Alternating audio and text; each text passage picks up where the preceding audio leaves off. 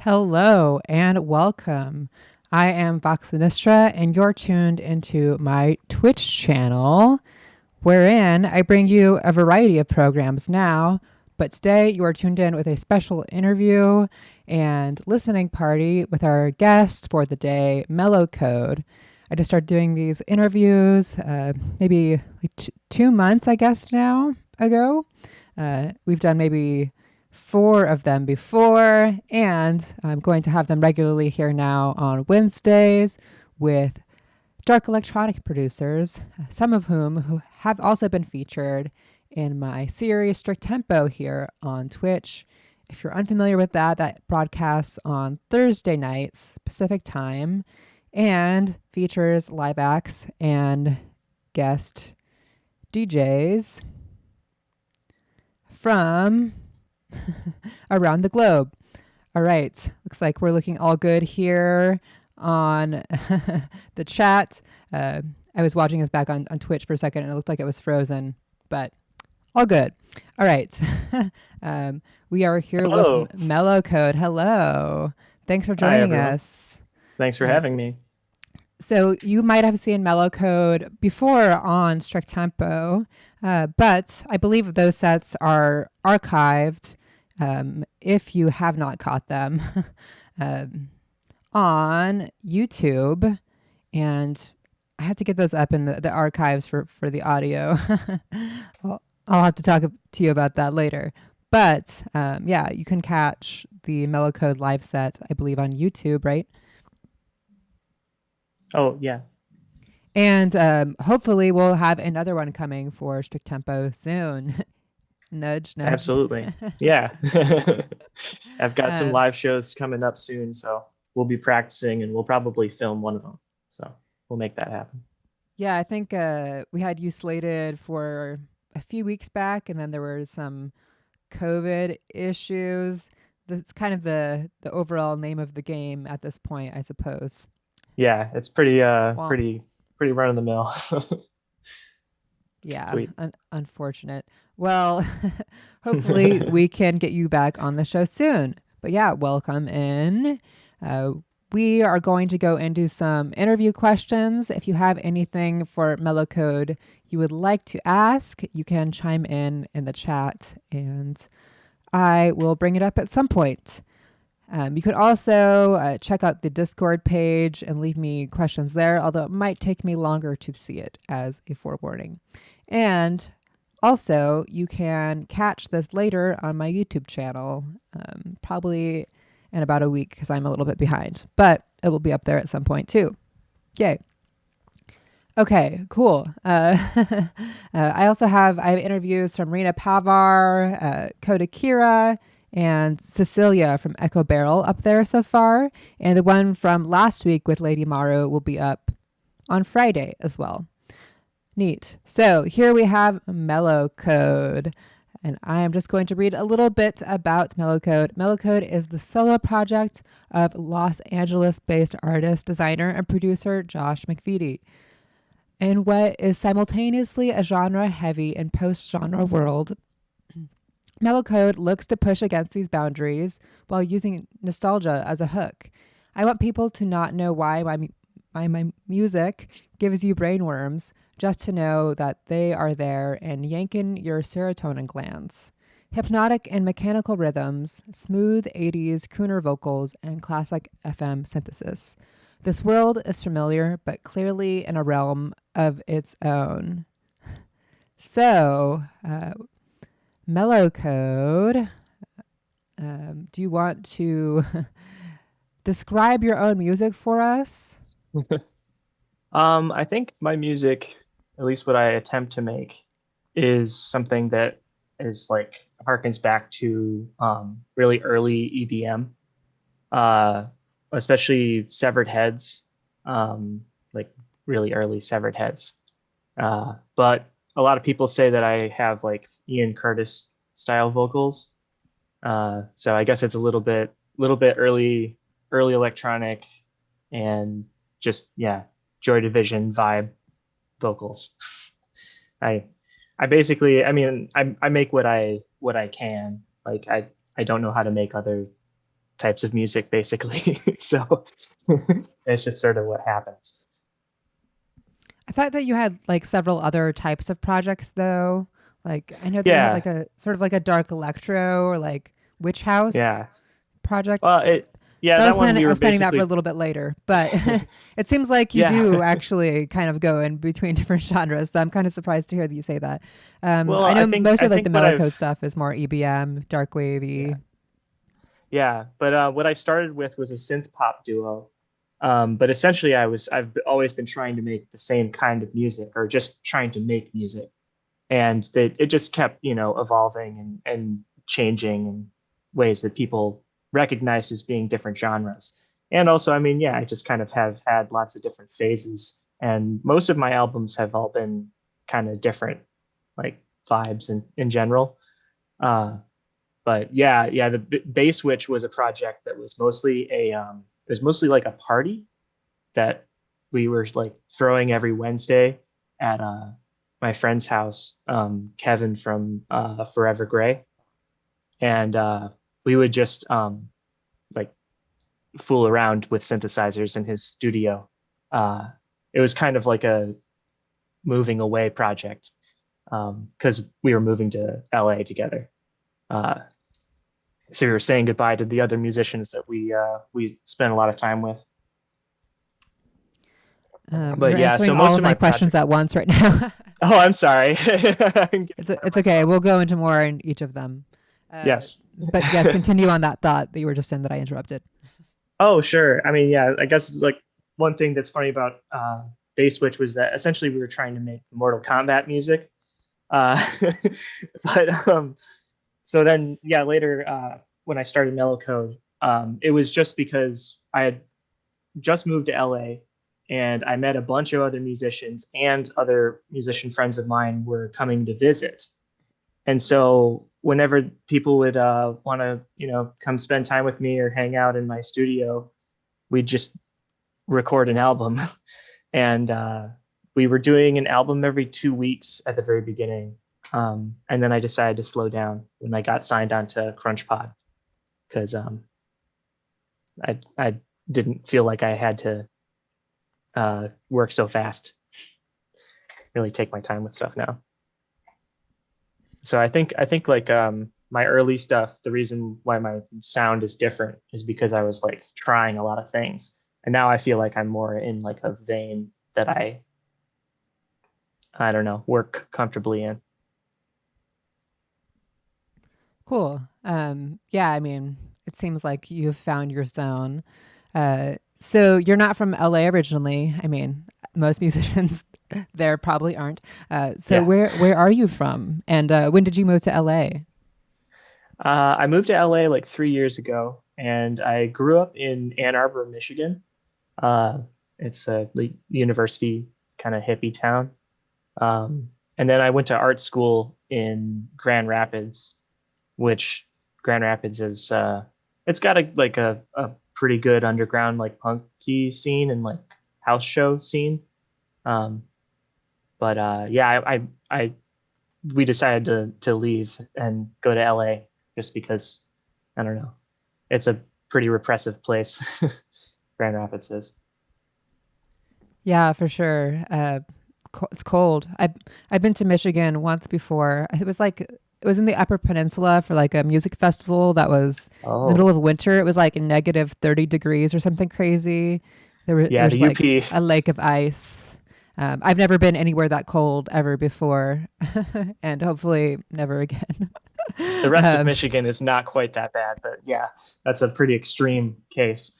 yeah, yeah. It was like the theme of the event. It was like they wanted it to be in the most cold place. I don't know. It was like inside of a hotel.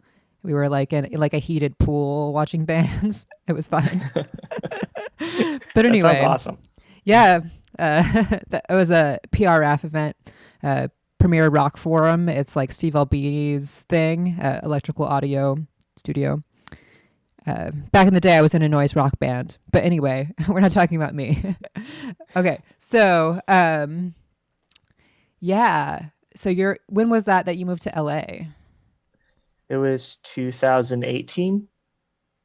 So Yeah, Okay, I think I've almost I've that's the year I met you in LA. yeah, yeah, yeah. Spoiler I alert, we've met IRL before. right One at of the Monty rare Bar. instances here. Yeah, yeah. It was before the Cloak and Dagger Festival a few years ago. Yeah, that's right. Yeah, that won't be happening again. Yeah, yeah. Delivered with a grimace. All right. Anyway, Hmm. so um, cool. So you're in LA. Do you enjoy living there? It sounds like you're staying quite busy and have a lot of other musicians to work with. Yeah, I mean, and I had some to work with in Michigan for sure. That's how I got into it. But yeah, I mean, it's testament that like I met you within the first year of moving here. You know, the scene is just really big and vibrant, but also, I don't know, like everybody knows each other, it seems like still, like, even though it's already so big. Um, yeah, it's been great. I've met my people for sure. And we've I think the West made some Coast is good pretty friends. interconnected in general, just because all the cities are kind of far apart. It's like everyone on the East Coast is like, I don't know, very close together geographically, but yeah, I don't know. You like know all the point people in each city on your coast. Um, Right. but yeah, West Coast, interconnected music family. All right. All right. So my next question is, how did you start producing music? So there's only like one decent venue in Grand Rapids that like played cool shows called the Pyramid Scheme. And through meeting people there, I found out that there was just like a ton of underground house shows all over Michigan. Uh, so just in people's basements at like punk events. And a bunch of people were starting to play like Darkwave and tour from Chicago and play in my friends' basements. So yeah, basically I had always played music. I had played guitar for a long time, and like I grew up as a kid like learning violin. Um, but it wasn't until like I saw what people were doing with just like, you know, a couple synthesizers and like a sequencer and some guitar pedals, uh, did I really realize, oh yeah, I can just do this. Um, I was already starting to fool around with some, you know, music equipment, and yeah, so I went to a couple of different producer friends of mine and hung out with them and collaborated and made music with them, and I basically watched them to learn to produce, and now I can, you know, use Ableton, and I've got a small collection of my synthesizers and drum machines that make the sounds that I like. Uh, Are you in your studio right now? yeah, yeah. I mean, this is just my living room.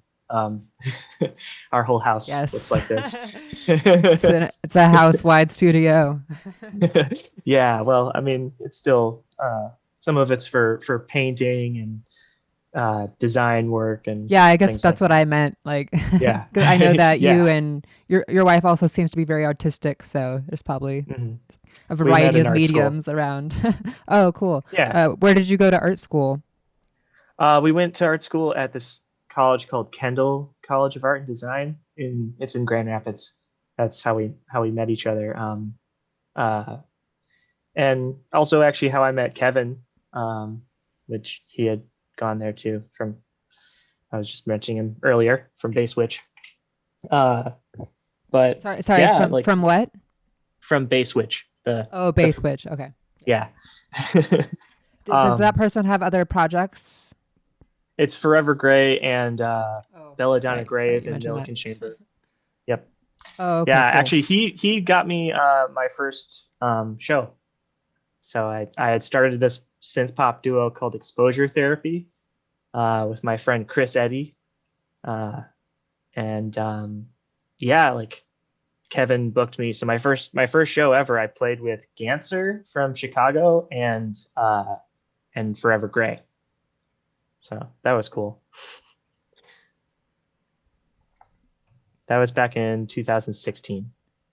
So that was your first show as Mellow Code. No, that was my first show ever. So what was the show performed as? Oh, it was as my band Exposure Therapy. Oh, okay. So this is another That one of was my how I started. questions. Oh, okay. That Yeah. was your first band. Yes. So that was around 2016, you said? Yeah. Yeah. That was the synth pop duo. And we literally started like writing music with like a shitty Yamaha drum machine and like this one this one like hobbyist synth um that was I don't even remember.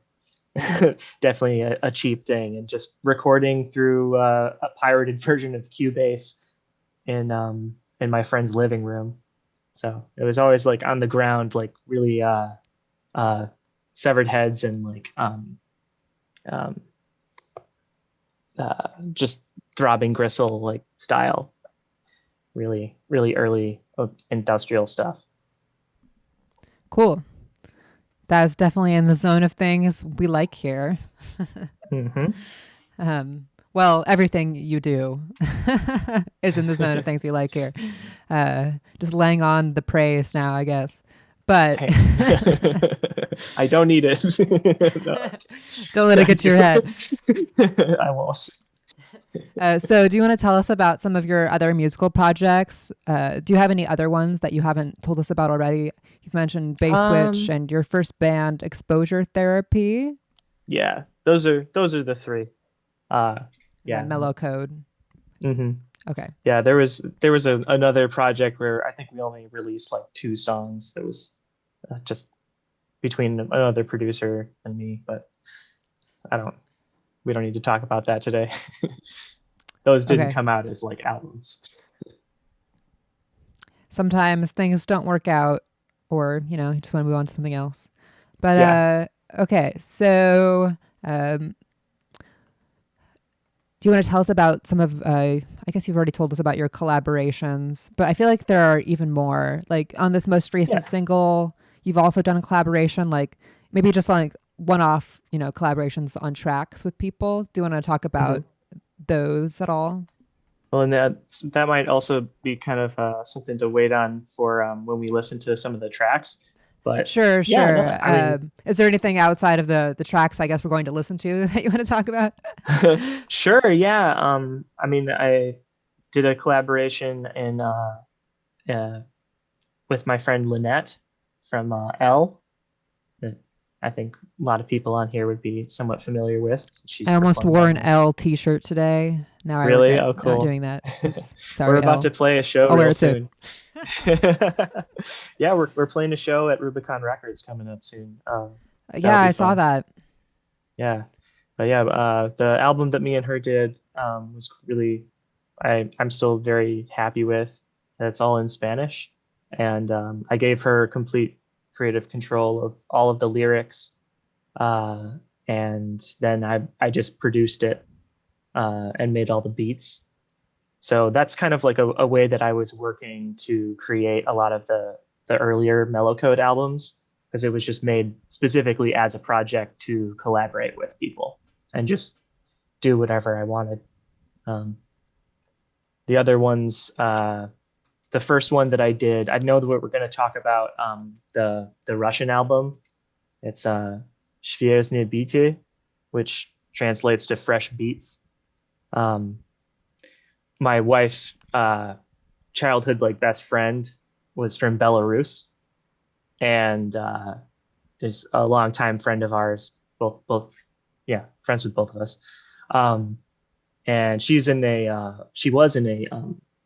shoegaze band, and then played with her boyfriend at our wedding. We actually like asked her to write music for our ceremony, and they ended up making a band instead. And turned it into this wild thing. So, anyways, she came to visit a couple times, and uh, we wrote two albums to, or no, we wrote three albums together. Sorry, my second album, my third, and then the EP that's all in Russian. All three of those are in are done by me, and her name's Stacy, Anastasia. Uh, but yeah, that's how I started Mellow Code, and then I decided to start doing some more stuff where I was singing again because people seem to really like that. Exposure Therapy, my first project, was all my vocals, and then same with well, actually, sorry, Chris also sang, but uh, and then Bass Witch was all my vocals too. So this first thing that you talked about with L, has that been released? Because I haven't heard that. Yeah, most of my stuff I released in 2019 because I was doing an album every couple weeks, Is that released and as Mellow Code, just with like yeah, L doing vocals in Spanish? yeah. Well, and she wrote synth Surprised, I parts and haven't heard of stuff this. too. Yeah, it's the album that's called Body Cuerpo, Oh wait, which no, just I've heard that. means body body. I Yeah. just didn't know that was her singing. Oh yeah, yeah, yeah. Yeah, It's that's a mostly good one. mostly her. And so you said that you've actually written like 3 of the albums with someone else. So Hmm. is this like a long-term collaboration for Mellow Code, or like I kind of mean, a just part of the band sort of, or how is that working? basically like uh, the only constant is that I'm the producer, right? And so sometimes I'm doing the vocals and everything, and I just do a solo thing. But for the most part, what I've been doing is just bringing on a different person for every album to make the album with. Like the Eurotrash Hitmen album, that was done in collaboration with my friend Evan Shemke, who is Scum Liquor is his what he releases music as, and he's the other part of Bass Witch also. So the song Knives that we're going to be talking about, that was also with him. So realistically, I've been collaborating with like 5 or 6 people uh, over the course of all of my projects. Uh, so So it's Mellow Code is always a party of collaborations, basically. Like you're just bringing in yeah, people to do vocals, and yeah. do they I'm a also Sagittarius. co-write like the production element, or is that like you It always? depends. Like for Knives, that one actually was all of the backing track was done by Evan, and I did the vocals. And a few of the other songs that are coming out soon actually are going to be done that way, uh, but just released as Mellow Code. Um, and yeah, I mean, he's credited too. It says it's a collaboration. But yeah, most of the early stuff was all just me writing music with the other person there while they wrote lyrics, and then we'd turn it into a song. It was a really fast way of making music, and also like really spontaneous, which I think is what a lot of people like about my stuff. Um, I don't like stuff that sounds overworked. So It does seem like you release quite a bit. How many releases do you have right now? I think including the other 2 projects, I have over 100 songs out.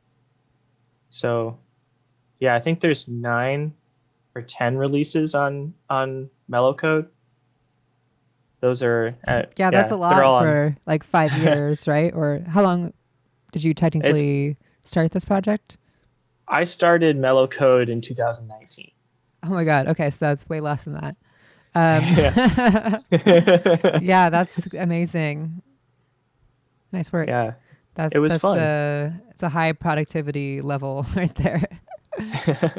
Yeah, well, and like when I first moved to LA, my main job is that I'm a custom woodworker and like furniture designer. So I didn't have any clients when I first moved here. Like I was getting some jobs and building some things, but I was also just driving Lyft, which I will never do again.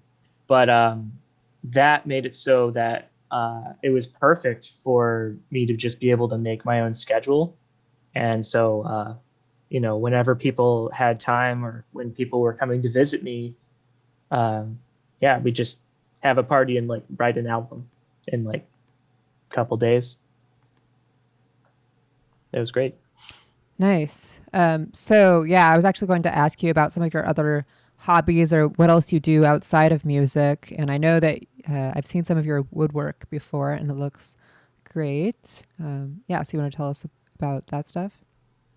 Yeah, I've been. I actually went to school for furniture design, and I'm a hand tool woodworker mostly, uh, and build custom furniture and accessories and clocks and lamps and all sorts of sculptural stuff.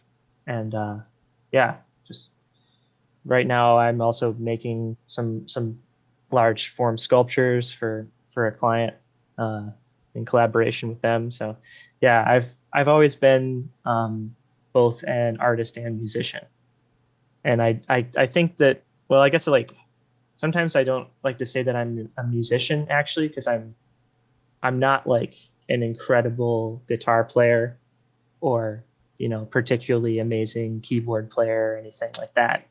Like I just like to compose music. So uh, I don't know. I kind of see all of these things that I do as not really separate, because I don't. It doesn't really feel different. Like making a chair and like making a song for me kind of feels the same. Like I use the same part of my brain. Um, or like when I draw.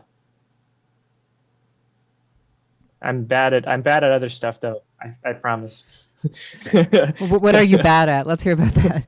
I'm dyslexic, so I'm terrible at reading. Like, Oh, that's okay. Um, if anything, it makes me better at being creative. So well, there we go. Um, that's a new question. Please tell us your weaknesses. It's like yeah, it becomes like a nightmare job interview.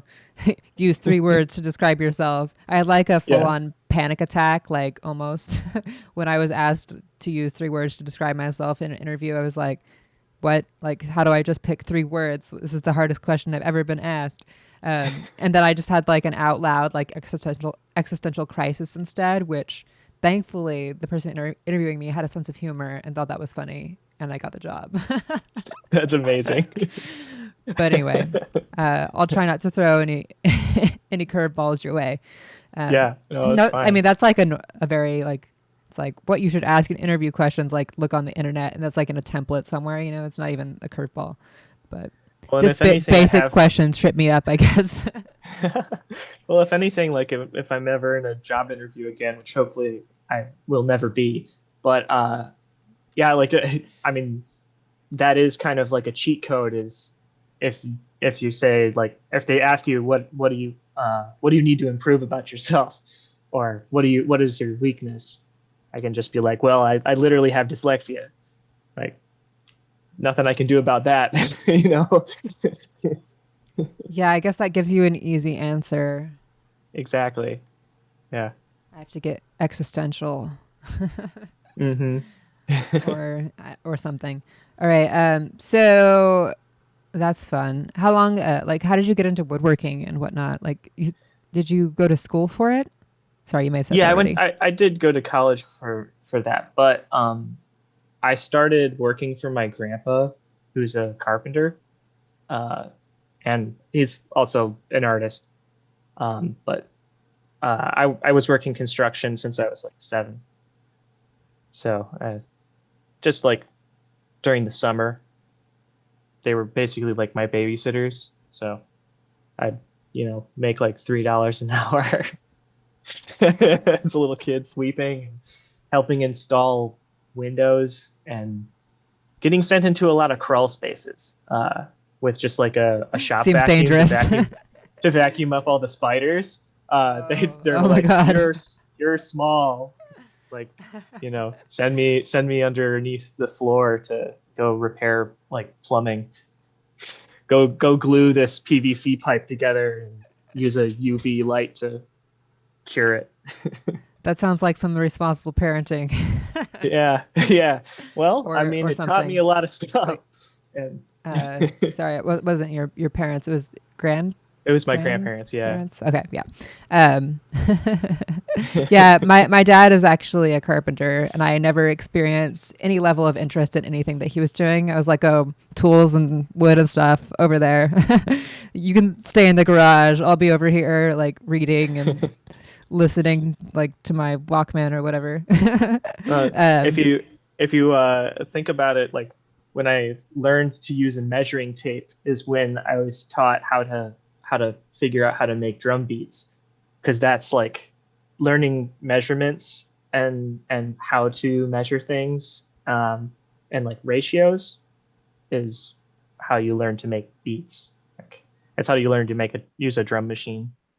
Uh, so I think it yeah, it set me on this path for sure. But it also probably gave me a somewhat unhealthy work ethic, which is that I work a lot. But I've yeah, been working on that. I feel like that's just kind of the way you have to be now. Just like nonstop hustle is the only way, no other options Yeah, for any of I'm us.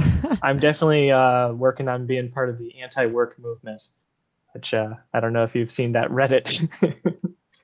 I am not on Reddit. I haven't heard of that, I think, but I can imagine what it's about. Yeah, my friend wrote a book called "Laziness Does Not Exist," and it's a good book. You should check it out sometime. That sounds, yeah, definitely helpful and probably something a lot of people need to read.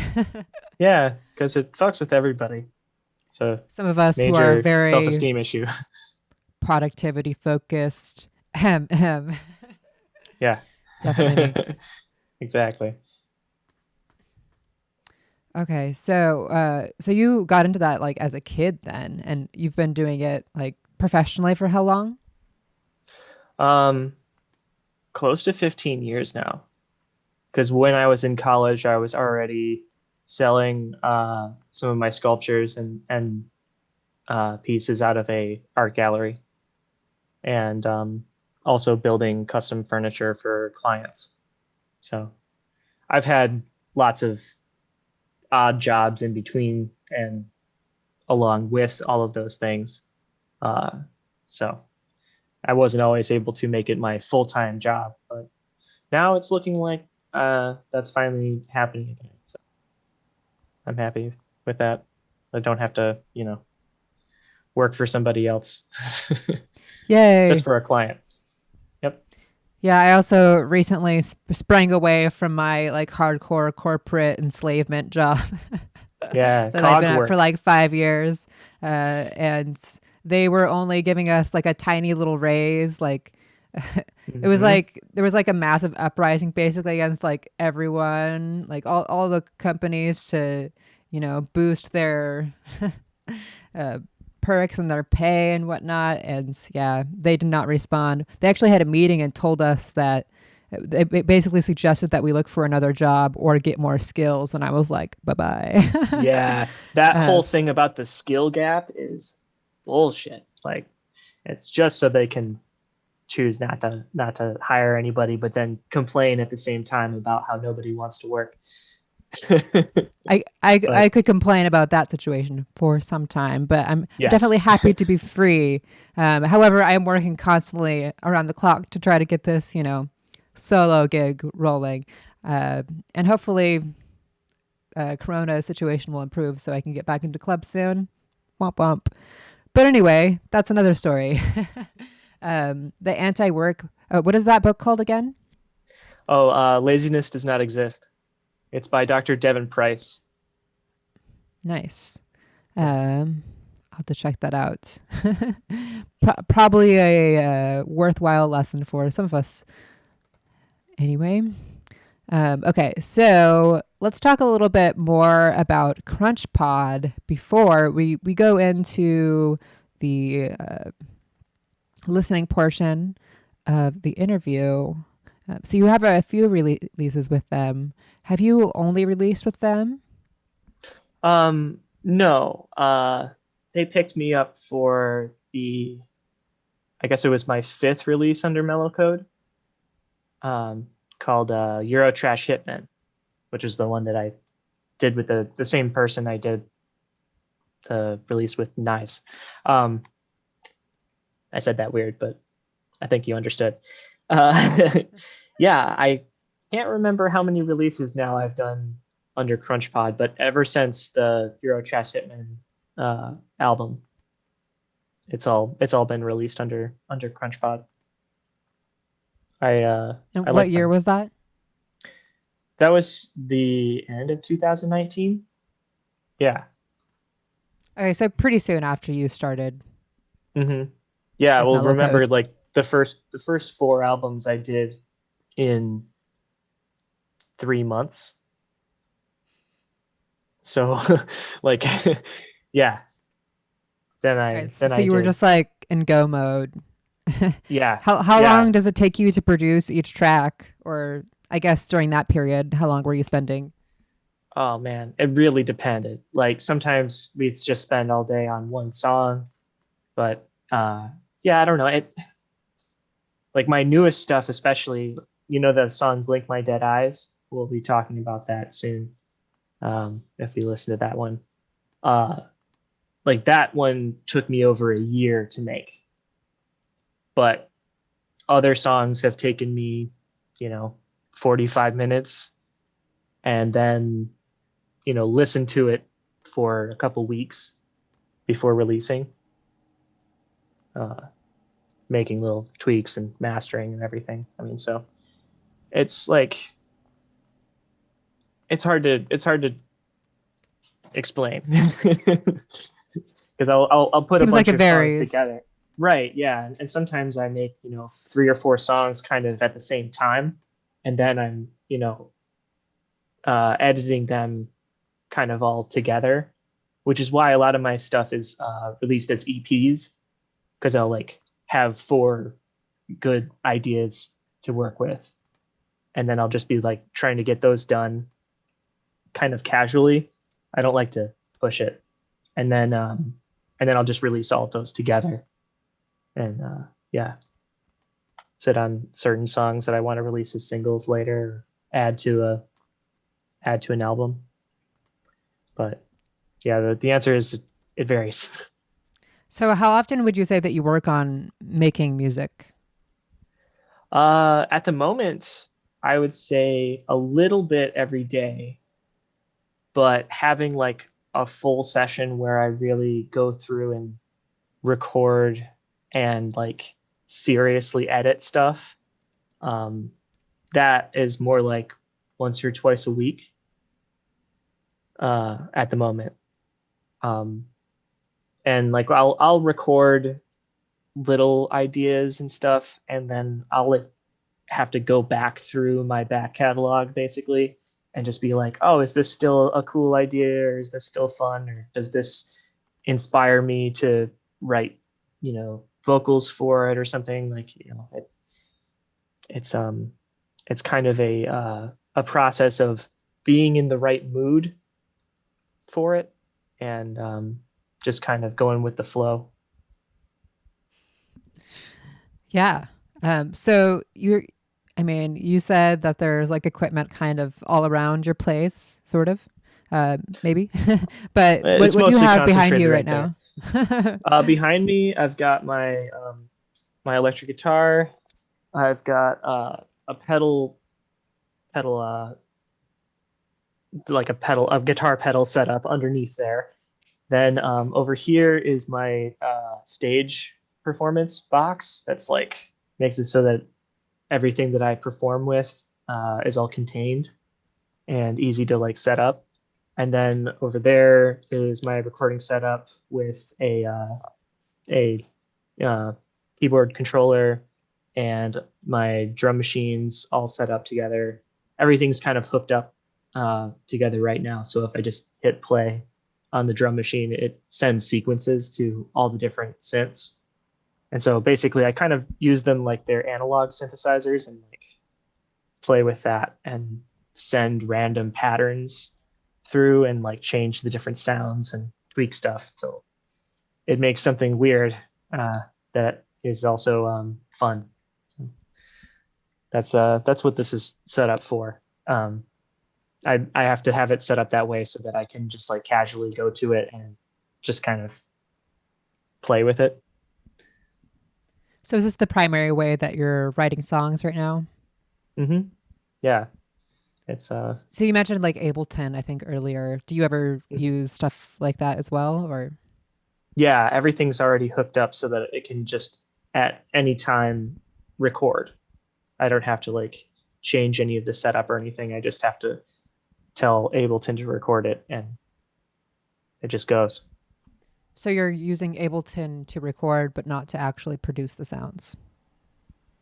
Yeah, I can produce sounds. I have virtual synthesizers also that I use inside of Ableton, but yeah, mostly I just use Ableton as a recording device Oh, okay.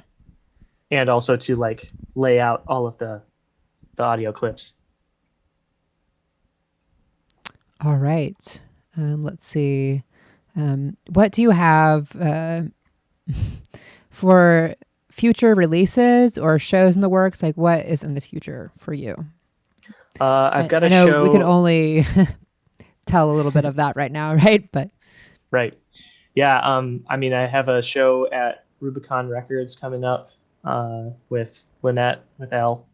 And then I've got another show with Spike Hellis in Cathedral City at Bart Lounge with La Luna Negra.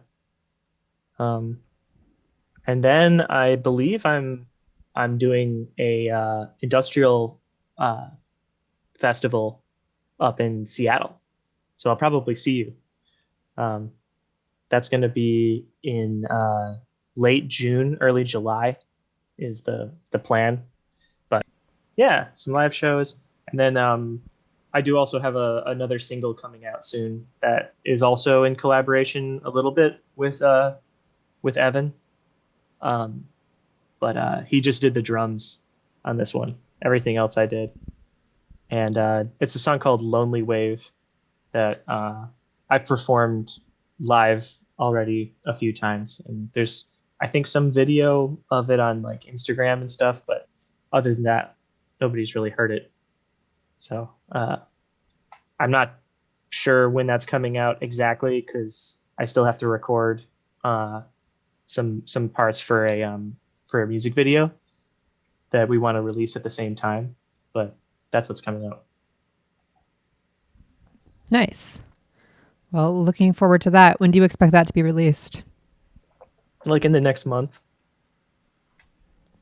Cool. And any longer releases planned? Not yet. Anything you're working on? I mean, I know me and Kevin from Forever Gray are working on some stuff together that we're pretty excited about. I'm singing more in German again. Do you speak German? I'm learning, and basically, I'm learning by writing music. It's the easiest way for me to really get interested in it, and also to like make it a habit. Um, yeah, we'll talk about Wasser läuft rückwärts, which the next song, uh, one of the songs that we're listening to today is me singing in German. Okay. Yeah, I think I saw that.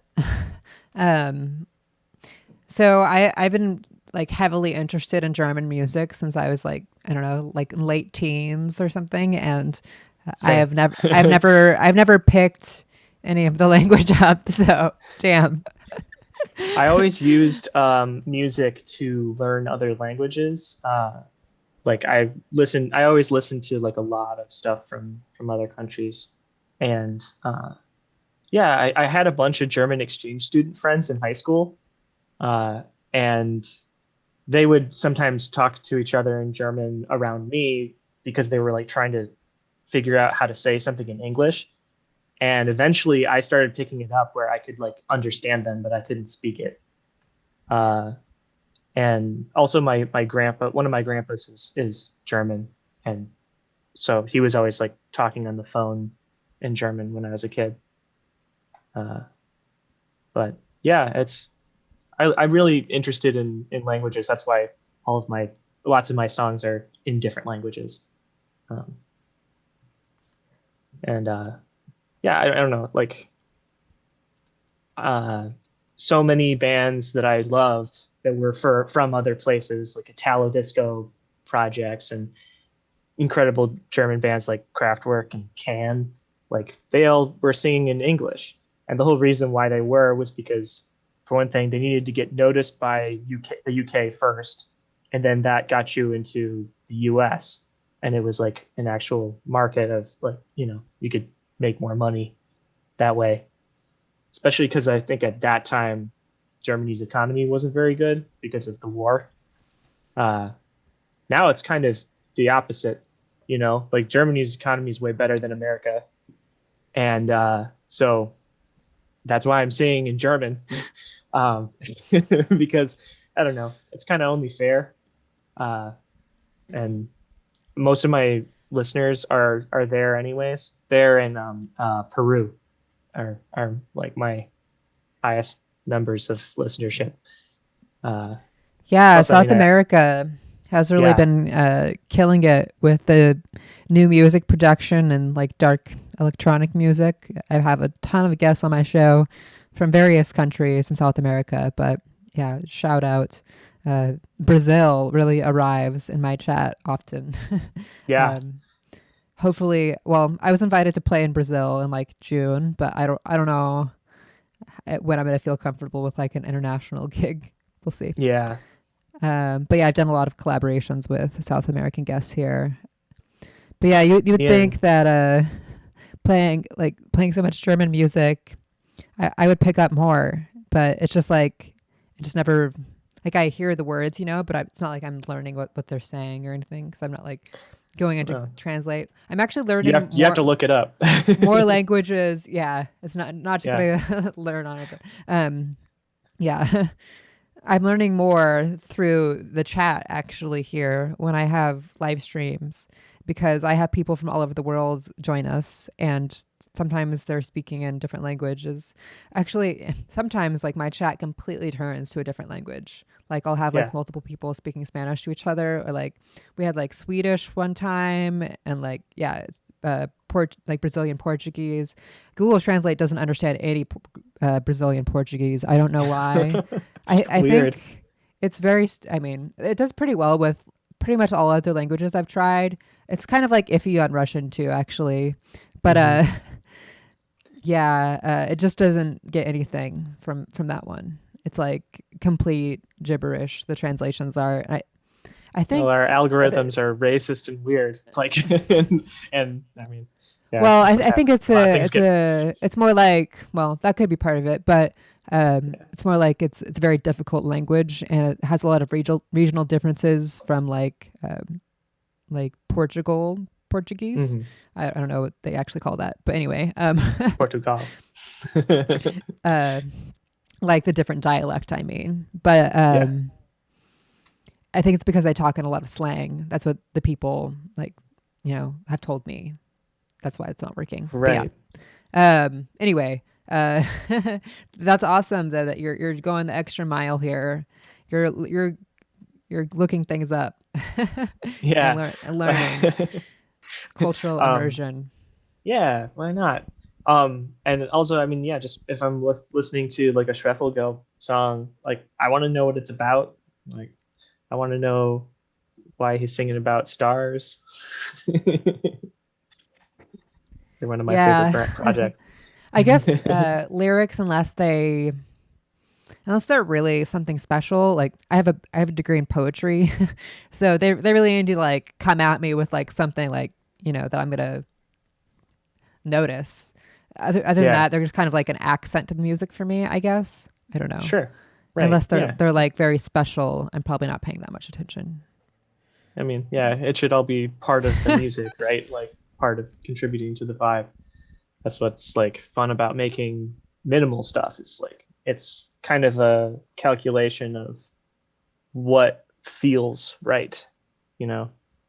If it feels like it's, you've added something and it's not really adding anything, then take it out. Okay, so I have one more question before we get into the listening portion. And you're going to see a vampire themed cat video today. So stick around. There's lots more juicy stuff to come. If you're just joining us, we're here with Mellow Code from LA, a Darkwave and EBM producer who's been on the show a couple times, once for a DJ set and once for a live set. And I believe both those sets are archived on YouTube if you'd like to catch them later. And this will also be up on YouTube probably next week because I'm a little bit behind. Oops. But yes, soon. And I will post Mellow Code's links again in the chat here. If you want to give him a follow, I have the link tree action there now. Okay. So do you want to tell us a bit about your musical influences or just like your artistic influences in general? And then also like what music and which artists you're currently listening to the most right now?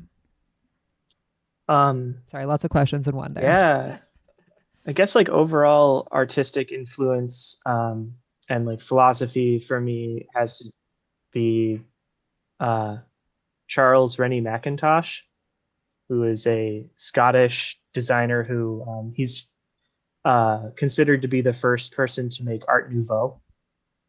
If you've ever seen Star Trek, you've seen his chairs because they're always like alien chairs because that's how they look.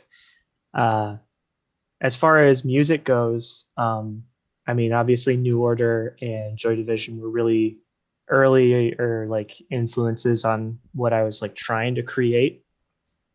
And then as I was learning more and finding, what types of sounds I actually preferred, I got introduced to Severed Heads, the Australian 80s and early industrial project.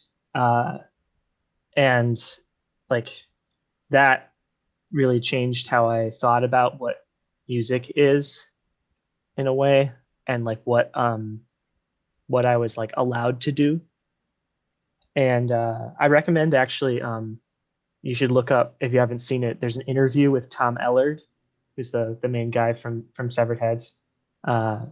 He was like interviewed in like 2001 or something like that. It's on YouTube, and he talks about how industrial music and electronic music in general, especially early on, and I think still now, is actually like folk music because it's stuff that anybody can just kind of make, that you make in your living room by yourself or whatever, or with people, with friends, and like that I don't know, that gave me like a license. I felt like that I was kind of doing what I was doing was valid. He was saying that Throbbing Gristle is a folk band from the city. So like, and I think that kind of makes sense. Like the the whole way that people go about making music in like the industry creates pop music. And now, I mean, people can make pop music in their home too, but I don't know. I think that type of idea of like why I make music was very validating and inspiring to me. So yeah, Tom Mellard is my biggest influence. That's awesome. Also, one of mine. And I had the pleasure of meeting with him and hanging out with him a bit actually before their last show here. That's Which amazing. hopefully isn't the last show. But yeah, I was invited to like have dinner with my my friends who reissued a bunch of his like albums on vinyl. A bunch of the Severed Heads recently were reissued on Medical Records, so something to check out for all of you. But yeah, they actually did several of their albums. But anyway, I walked in. They didn't even tell me he was there, and I was like, "Holy shit! It's Tom Ellard eating pho right now. What do I do?" Head exploding. I've never had like a real like fangirl moment before then. Well, okay, when I was 14, I met Billy Corgan, and I was pretty fangirly then. But uh, we'll forgive that for my age. But yeah, so yeah, Tom Ellard is a great guy. I really enjoyed meeting him. Does not like being called industrial music. Yeah. And seemed quite ready to move on to other things, which was like, I mean, I'm not going to be like the whining fan, like, please don't stop. But I don't think they're actually done. It seems like they just don't want to, he just doesn't want to play like the same songs, for 40 years or whatever, or like Right. not regularly or something. He wants to make Yeah. video games, at least. I don't know. That's what he told me. But it sounded like they'll definitely return. Like he's not actually done with music, from what I gathered. But yeah, if that's comforting to hear. But yeah, that's great, and I can Not definitely hear that particularly. in the stuff that you're doing. Yeah, Severed Heads. Everyone must listen now if you're unfamiliar. I'm always surprised that band is not better known. To me, it's like like at least one of the greatest of all time. Well, I um, think he didn't really want to be known too much, Like, I think they were seeking True, out kind not of the much sweet commercial spot. appeal. Yeah, exactly. Which is Although I mean, by some of the design. songs are kind of like pop songs. Really, it's like they have pretty like catchy melodies, and like Yeah. danceable beats. I'm Now this surprised, like explosive new movie is one of my favorite tracks. Like, it's you can mix awesome. them into like more accessible dance mixes, and people wouldn't think like this is a weird band, but that's why you got to Right. sneak them in there. Yeah.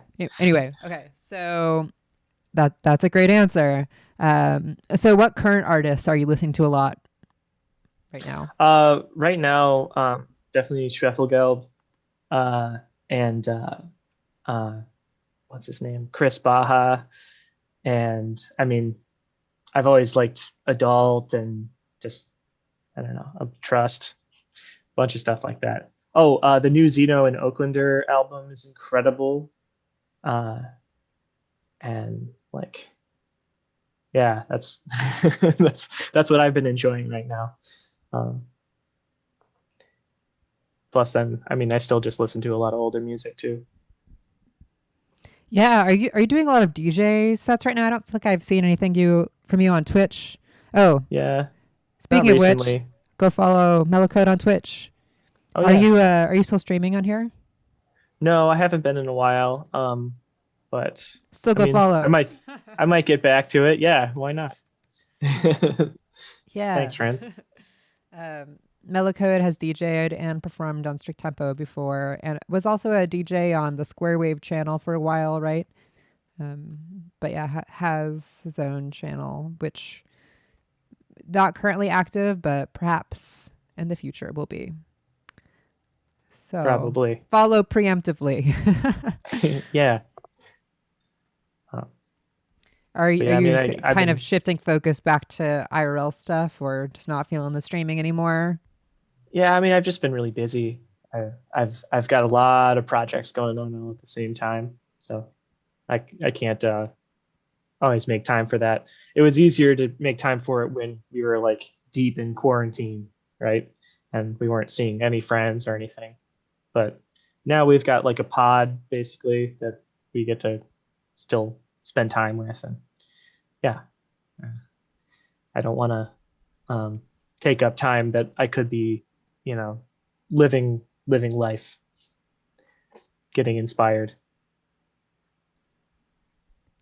That's a fair assessment of things. I guess I've just been usurped into the virtual world at this point. No, I've that's good. I become mean, one with Twitch. you've been excellent, and yeah, I've been enjoying your shows since you started doing it. Oh, thanks. Yeah, I Definitely helped a mean, lot of people. I am planning on increasing the IRL presence here soon. I kind of did like a soft return to IRL events in like October, and then things kind of got bad again. Like I booked all those shows when like the first variant hadn't even arrived, and we were all like, "Yeah, everyone's back. It's hot back summer. Shows are back. Yeah. Yay!" And that was like a short-lived period of like carefree, like. But yeah. Then I kind of like stopped a little bit after things started getting worse again. But I don't know. Like no one really knows what is the right thing to do at this point. We've been like at least like shut down or partially shut down for so long now. It's like there's only so much you can do. Right. I don't And know. just, do things when the numbers go down, and when the numbers go up, stop doing things. That's Yeah, kind it's of an an unfortunate shaky situation for promoters, which is kind of why I've I mean, there's not a ton of tours and stuff happening right now. I think most people are recognize the risk of at least like currently with things sort of randomly shutting down and people at venues getting it and then shutting down for that, and just like there's so many different things that could possibly happen right now. But yeah. womp womp. Yeah, I think the earliest IRL shows I've got going on are like late March now. I might return for some DJ sets IRL before that if things like get like dramatically better, but I don't know. We're gonna see how things work. uh, Yep. yeah, it's so rapidly changing, like the situation, like just with how quickly this last variant just snuck up on us. But I guess it's only a couple more months of winter, and allegedly, before this last variant appeared, I was reading a bunch of predictions that the virus would mostly be gone by like the spring, but I'm maybe just done reading things about it now. We'll just see what happens. The numbers have Um, been going down the last few days, so oh well, that's been that's good. good. Yeah, I haven't checked it in a while, but that's good news. Hopefully that continues. Yeah. But anyway, so and we already talked about you do have a few shows coming up in LA, and did I see one announced for Texas Yes. Yeah. like I'm playing in in May or Austin something? in May. Yeah. Yeah, we're gonna go hang out with Lynette because that's where she lives now. Yeah, yeah. I kind of forgot that Lynette was from like it had just moved from LA. She's Yeah. blending in with Texas quite well. Uh, I think I saw like a Instagram photo of her wearing like a Stetson or something. It's like, Yeah. yeah, lots of shout outs to Elle in this episode here. Oh, Hmm. which by the way, she'll actually be on the show. Hello, in a few weeks. I can't Nice. remember our date right now, but we just set one for next month, and we're actually going to talk about. You just worked on a video with her, right? Um, Yeah, me and Miranda did the styling for it, and then she had us be in it also. And yeah, we're in it a lot more than we were expecting, but it's cool. the stars. Um, so what did you so you styled so like wardrobing like makeup and whatnot or like just like the We didn't do the makeup. Well, I visual did. aesthetic of the I scene? we both did our own makeup for the most part. Right, right. But yeah, we styled. There's some scantily clad boys, and like we styled Lynette and everything. Got all this BDSM gear. It looks great. Yeah, do you do something with like video production or like photo shoots and bondage sometimes, I think. Oh yeah. Sometimes I did. I've seen some like photo I, shoots and whatnot. I've been doing Shibari That's what it's called. for some photo shoots pretty recently. That yeah, friend of mine, she does pictures of people with like elf ears on and stuff. Um, it's like really actually cooler than what I just made it sound like. But yeah, you can see some of those pictures on my Instagram and What's wrong with elf follow ears? follow Naz. Yeah, there's nothing wrong with it. It's just if you don't have the context for how cool it actually is, it might be Sure, we it might can't see it sound as right like now. Santa's like not Santa's little helper elves like These are like mythical, like This creature is elves, right? this is high fae art. Yeah. Okay. Yeah. I believe it. Yeah. Everything is quite high fashion in the world of Mellow Code. And you'll have to visit that Instagram to see for yourself. Or I mean, look at this scene behind us to see for yourself. Yeah, I always appreciate like the all the bright colors, and it's kind of an interesting style, to see within like the goth scene. It's like um Well, like pastel goth very and like colorful. decora and stuff from Japan Yeah, I was has gonna say always it seems kind of like been part of Japanese that. street Like, style. yeah. Yeah, we actually we went to Japan for our honeymoon for like almost a month, which was incredible. Like it was a really great experience and got to see a lot of very cool underground shows that were really fun. And yeah, it was a good experience. Um, and I mean, that stuff had always kind of been uh, an influence on both me and my wife's fashion. Although I really got I started dressing a lot cooler after I met her. She is a much better. I don't know. Uh, she always put a lot more into her looks and has kind of always been like this since she was a kid. And I mean, I always wore costumes to school and stuff when I was a kid. And then that I just sort of stopped doing that in middle school when I started to be much more goth. And then I stopped doing What kind of that. costumes? Uh like like I had like a costume trunk in my basement and I would just dress myself differently like every once in a while. I don't really have an explanation for it. And it was like stuff that was not really even like cohesive. Like like wearing like a kimono and like cowboy boots and stuff. Like I was Sounds a little punk. freak. Yeah, yeah. um, yeah. So it was I was kind of always this way, and then I repressed it a lot, and then went wild. Got to be myself again. Cool. Yeah, no to repression.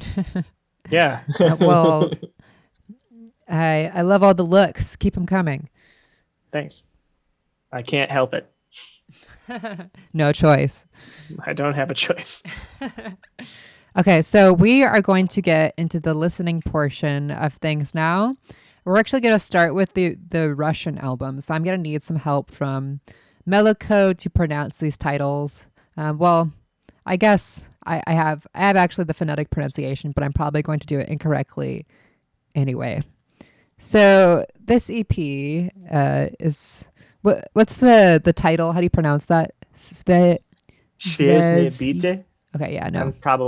I'm probably saying it close, but Shvezny BT. Shvezny bite. All right, so that's how you say that. That EP combines some of the best elements from Cold Wave, minimal dark synth, EBM, and tech house, together with fellow vocalists, musicians, and artists. Sorry, I can't say this person's name either. Anastasia There's and another one in here. Santa. Okay. Mellow Code delivers yet another exceptional release for you to get lost in. With haunting vocals, cold, infectious synth melodies, and driving, pulsing bass tracks that are perfect for dance floors or even midnight drives. Okay, so we are going to listen to the first track, which is actually the one that I teased you all with to come to this interview. I mentioned that there were some vampire cat videos being made on TikTok by Russian TikTokers, and they picked up this EP, specifically this track called, well, Vampire is the translation. Do you want to say? Can you say it in Russian? Oh no, that it just is like vampire. Like it Oh, just that's says vampire basically. Yeah. oh, okay. That Yeah, one that the different alphabet is is throwing me off. I don't know what yeah. to do with that. The B shape is V. Oh, okay. I'm learning Vampire. things. Yeah.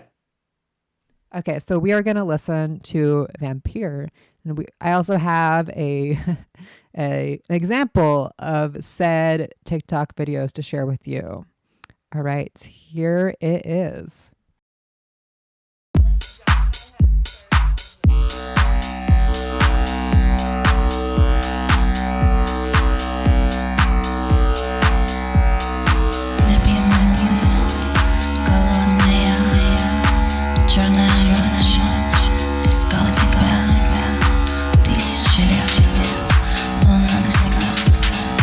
Искала тебя, и зубы твои.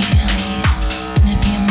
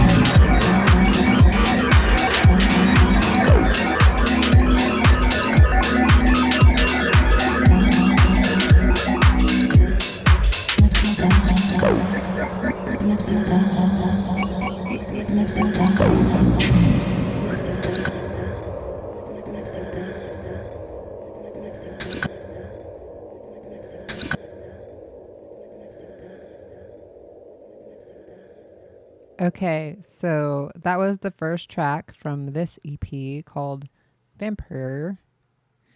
I want to say that like vampire because of the context.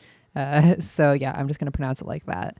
Um, do you want to tell us a little bit about what is happening with this song and like Russian TikTokers? How did you find these videos?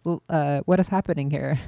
So on TikTok, you can just search for sounds and you can search for any band and see who's made videos with those songs. And so like I just looked up, hey, who's using my music on TikTok? And I found out that like a bunch of Russian people had started using songs from this album, which makes sense because I mean they're titled Russian words. Uh, and like the next song is called the Black Sea, and so like there's a few videos of people like at the Black Sea playing that song, and it's great. Like when we first created this album, what we wanted mostly was for like a bunch of people in Russia to like steal it. Like I wanted them to like like pirate the music and like spread it around that way. But That seems to be this what is VK is for. yeah, yeah, and I was told by CrunchPod that that happens to them a lot. So I Yes. was like, that's perfect. So I'll just make an album that's specifically for that. And yeah, so that some weird It's a Russian good punk marketing band. strategy, really. Yeah, but it's also I don't know, like if I was a teenager and I found music that way again, like the way that we used to with like LimeWire and stuff, like that's a cool feeling. I want people to have that. Yeah, I was surprised when I joined VK to find a bunch of my shows already there. Like I joined a few dark music groups and people were uploading my stuff everywhere already, and I was like, "Oh, okay." ah, this is just happening already. And so like this song, Vampire, like the singer, she's her name's Santa. She actually grew up in Latvia and then moved to the same small town that my wife is from, that Miranda's from. And her and Stacy, who is from Belarus, were her like childhood friends. And Santa actually moved to LA like around the same time that we did, like coincidentally. And then yeah, so we just decided to like make this song together. And she just wrote all the vocals while I wrote the backing track like at the same time. And yeah, it's the whole song. Basic, she told me is like basically about being like a sexy vampire in a club. So like Perfect for cat videos, apparently. yeah, apparently. So, how do these people find your music, you think? Like they were just looking for They like they searched just the looked up word vampire? vampire in Russian when they were looking for sounds on TikTok. So Oh, that's right, how. right. So they Yeah. were trying to make some sort of vampire themed video and they just searched vampire, Yeah. Like likely. because they were using a filter that puts fangs on you. Or they were like putting it on their cat and it was like putting the fangs on the cat.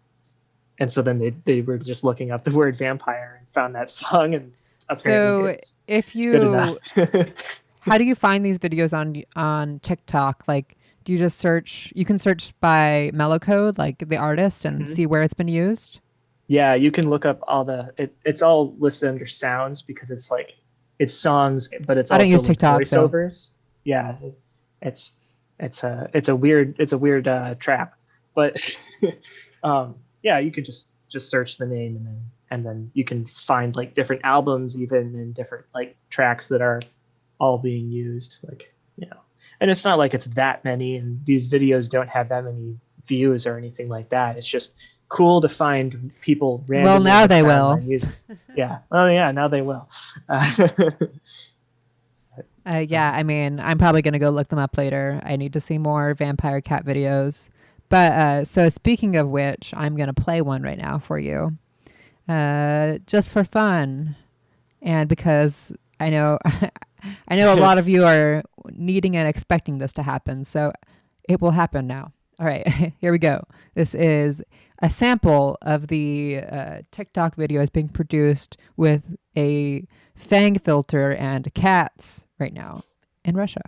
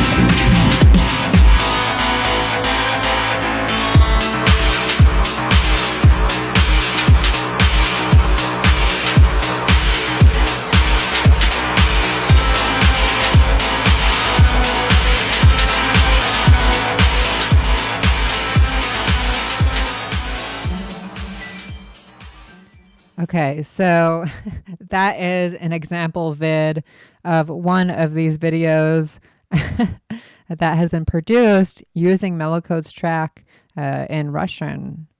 So a wonderful coincidence, really, I guess, that this has happened. I'm a really big fan of the vampire cat videos. Okay. So now you all know what that was about, and if you wish, you can seek out Mellow Code's tracks and see how Russian TikTokers are using them on the platform. There's some really weird ones what, too. what are they doing at the Black Sea in those ones? One of them, they were just like driving like along the coast of it and stuff. I don't know. There was another one where like there's a guy, he's like running into the water and he's like holding it over his head and stuff. It's really funny. He's like really serious. He's like being like an influencer, and yeah, he like it's cool. And they're just like everyday people for the most part. I mean, I guess you could see that that lady was definitely goth, as she had long black fingernails. But plus, I mean, who else is going to make cat videos goth confirmed. Like that? Yeah, exactly. Well, that's awesome. Thanks for sharing. I am definitely, when I saw you posted that on Facebook, it just, it lit up my feed. Yeah, we need more of the vampire cat energy. Yeah. And more random people to listen to weird music that they've never heard before. I mean, whatever gimmick or, draws them in. Yeah. It's good that they're listening too. All right. I mean, it's hard to discover stuff. Yeah, especially stuff that's happening like pretty underground, unless you've hit some sort of major label, big money push. You have to be watching you. All right, so we're going to listen to the next track from this album. It's called, Black Sea is the translation. Do you want to pronounce it? Chorne More.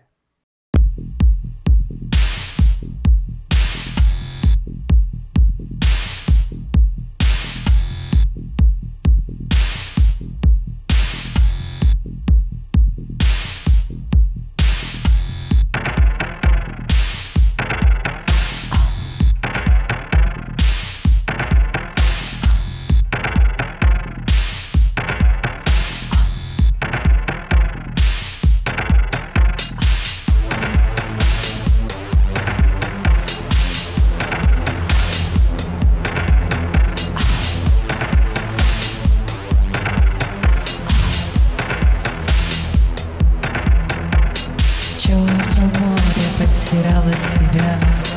Нету солнца, нету меня.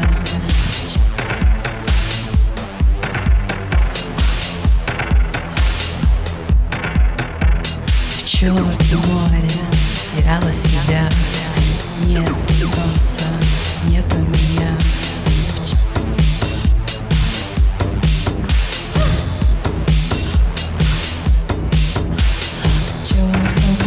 Потеряла себя, нету солнца, нету меня. нету ночей, только вода.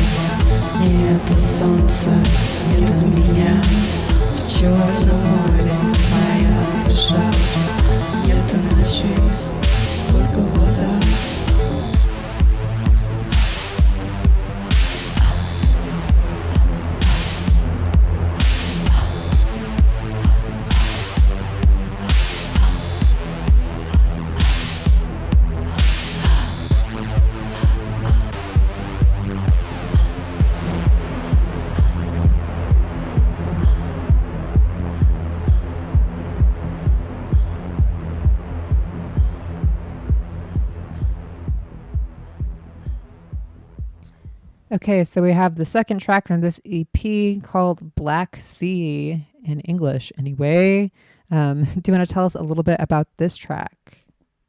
So this one also featured Santa on vocals. This one, it was fun. Me and Anastasia, we made this backing track together. Like we both like took turns like playing keyboard and stuff, and like really produced this one together. And we kept Santa in the bathroom with a really long mic cable so that she could record that in the tub in our apartment in Hollywood. And so like the reverb and the echoing kind of like on that like is from the sound in the bathroom that she was in. Recorded in a tub. Was there water in it? No. Yeah, I suppose that might be dangerous. Yeah, probably not too bad, but could wreck a mic. Definitely would make some bad sounds. But yeah, I don't think I've heard of that technique being used before. Yeah. Things have probably been recorded in the bathroom, but yeah. Oh yeah, lots of people have used that technique before, but okay, yeah, this was one where I'm just not in the know, I guess. That's fine. But yes, Stacy they decided to name this song after the Black Sea and made it like about that. After Stacy was talking about when she was a little kid and she was at the Black Sea, she got stung by a jellyfish. And her grandma made her drink her own pee as a cure, which does not work. But like, we were talking about. Yeah, I've heard about that before. Childhood trauma. Yeah. Like as a remedy for that. Mm-hmm. Yeah. It's, was it that you're supposed to put it on it though, not like drink it? Right. Yeah. So it was yeah trauma. a weird thing. Yep. But yeah, they were just laughing so hard about that. They started writing a song about the Black Sea. So it's that's what the song is about, or no, it was just inspired by that weird conversation. Oh, okay, gotcha. Yeah, it's actually, I think it's mostly actually about how beautiful the Black Sea is. So it's like the saltiest sea in the world. Oh yeah, Something that's like right. It's a, yeah, I can't remember if it actually counts as like a lake because of the scale size of it. I guess it's called the sea, so never mind. But yeah, a weird one. so I'd like to visit it someday. It's wow, there's a ton of countries that border it. I'm looking up exactly where it is. It's kind of like in the middle of everything. It's like it's a border body of water. Ukraine, Russia, Georgia, Turkey, Greece, Bulgaria, Romania, Moldova, all bordering it. That's crazy to have so many different countries. I mean, it doesn't look like a huge body of water. I guess that's what's kind of like, whoa. Right. Yeah, it's not that big. But it's, I guess that's another conversation about, the evolution of different cultures and wars and stuff over time over there. But right. It's both not what we're here to talk about. And, both Latvia and Belarus, which Belarus is where Molchat Doma is from. Belarus is like still like a dictatorship, I think. Yeah, they just had like a big uprising there. I remember. I didn't actually hear about that. Yeah, a bunch of people were like, Molchat Doma, we hope you're okay. And I think they're all right. Yeah, I definitely heard about all the recent protests in Russia. Mm-hmm. But yeah, I mean, I'm not surprised. There's still a lot of turmoil in that area. It's on purpose. Yeah. All right. So do you have anything else you want to tell us about that track, Black Sea? Not really. I mean, it's a pretty fun track. I think people seem to like it a lot. Yeah, it was on a compilation release that was raising money for a charity for a women's shelter. Was that on Square Wave? Yeah, I think it might have been. No, actually, no. It was. Oh damn, I can't remember her name, but look it up. It's on Crunchpot. Oh, okay. I know. Yeah, they do. It was a lot a compilation. Of those benefits, but yeah, it has this really like propulsive driving, like disco influenced EBM bass line, which I always like. Yeah, Stacy's very good at making things very kind of like old krautrock sounding. She's really inspired by Can and by Beak. And I got her into Schwelgeld. All the good things rolled into one. All right, so we're going to go into the next track. The English translation version is called Fresh Beats, and it's the title track. Okay. Which, can you say that again? Świeżne bity. Love it.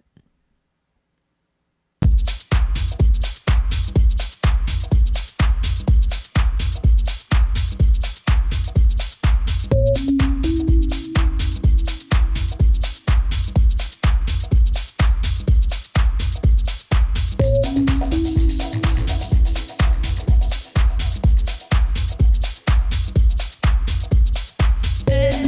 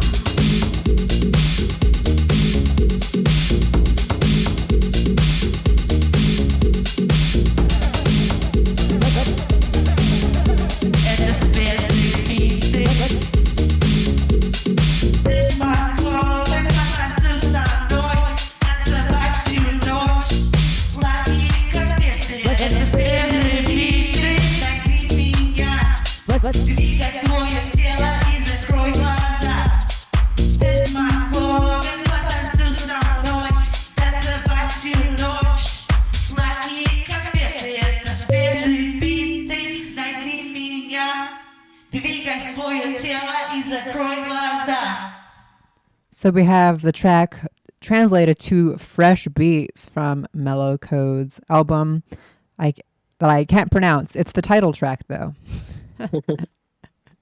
That one was actually sang by Stacy Anastasia, and it was actually like the first song that she had ever written in Russian, even though that was her first language. Yeah, she did a great job, and like she put a lot of fun like intensity and energy like into those vocals that I really appreciated and made sure to emphasize.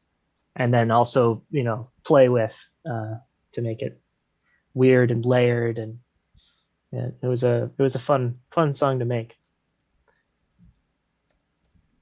Yeah, so I heard a much heavier house influence on that track than on, I think, probably most tracks of yours that I've heard before. I know there was a mention of tech house in the little bio that I read about the album, so I was kind of waiting for that to come Yeah. in, but it seems like this is definitely a very strongly house influenced track. And somebody in the chat also, DJ Recovery Rate, hello, is wondering if any early house tracks or producers inspired this album or any music of that genre. Like, what was the house influence here? That's a good question. I mean, I was definitely listening to You Man a lot, and a lot of their stuff can be very, very housey. And actually, they ended up doing a remix of it pretty soon after I released this. And that's on, I've got like a compilation album of remixes. And yeah, if you haven't listened to You Man, they're super good. They're from Paris. Is this a current act? Mm-hmm. Yeah, they're I like a haven't heard of DJ them. duo. They're really cool guys. What would you say their sound is like? Like they've had stuff on Nine Records. So that sort of like Yeah, I techno, love that not label. techno. Yeah, that's how I found them. So yeah, if anything, I was listening to a lot of releases off of Nine when I made this album. So that's where I got a lot of stuff. Cool. Yeah, I'm a big fan. Constantly lurking on their new releases. Lots of really interesting electro, techno, like dark disco sort of stuff, new beat. Yeah. Yeah. I love their shirts that said techno, not techno. Yes, yeah. Or not Let's quite techno, something like that. Techno, no, not quite techno. it's a techno. Not, yeah, I think the first way you said it was right. Yeah. Techno, but not techno. Yeah, something maybe. like that. Yeah. Something to this effect. But yeah, shout out to Nine Records, NEIN. I definitely play a lot of their tracks and my sets on here. Okay, so, but no like classic house inspirations in particular, or any artists Like of that style that you DJ enjoy? Pierre, and then I mean definitely Detroit techno like Ox 88, and who else? Doppler effect, things like that. Were definitely inspirations for a lot of my earlier stuff. All right. So can you remind me, this album, was it just a collaboration on the vocals, or was somebody else also co-producing the like this? Each song is different. Like the vampire song, I just produced it, and then Santa sang on it. And I think Stacy played like a couple of keyboard parts, and then Shreya's Bite was me producing and Stacy singing. Shorne More, the Black Sea, that one was me and Stacy producing it with Santa singing. So it's all a weird jumble. It makes it really hard to like promote and like explain. This is actually like the first time I've been interviewed about this album at all. So like I haven't really talked to anybody about this too much. I'm like, well, yeah, I'm glad to be the first. Yeah. But yeah, I mean, it's like basically it was a fun time recording this. It was an album made with friends for the sake of having fun, and yeah, I think it comes out feeling that way. Like it gives off that vibe of being a fun time. Yeah, I'd say so. I mean, this whole release is fun to me. All right. let's listen to the last track of this EP, and then we're going to move on to Yells at the Obelisk, another EP, and we're also going to listen to the most recent single and watch the video for it called Knives. All right, so the first track from this one is called Leaks. Sorry, I'm skipping ahead now. We're not on that. We're not on that EP yet. Calm down. Yes, the last track of this Russian EP is coming first, and it's called Drown. Do you want to say the Russian version for me? Uttonut.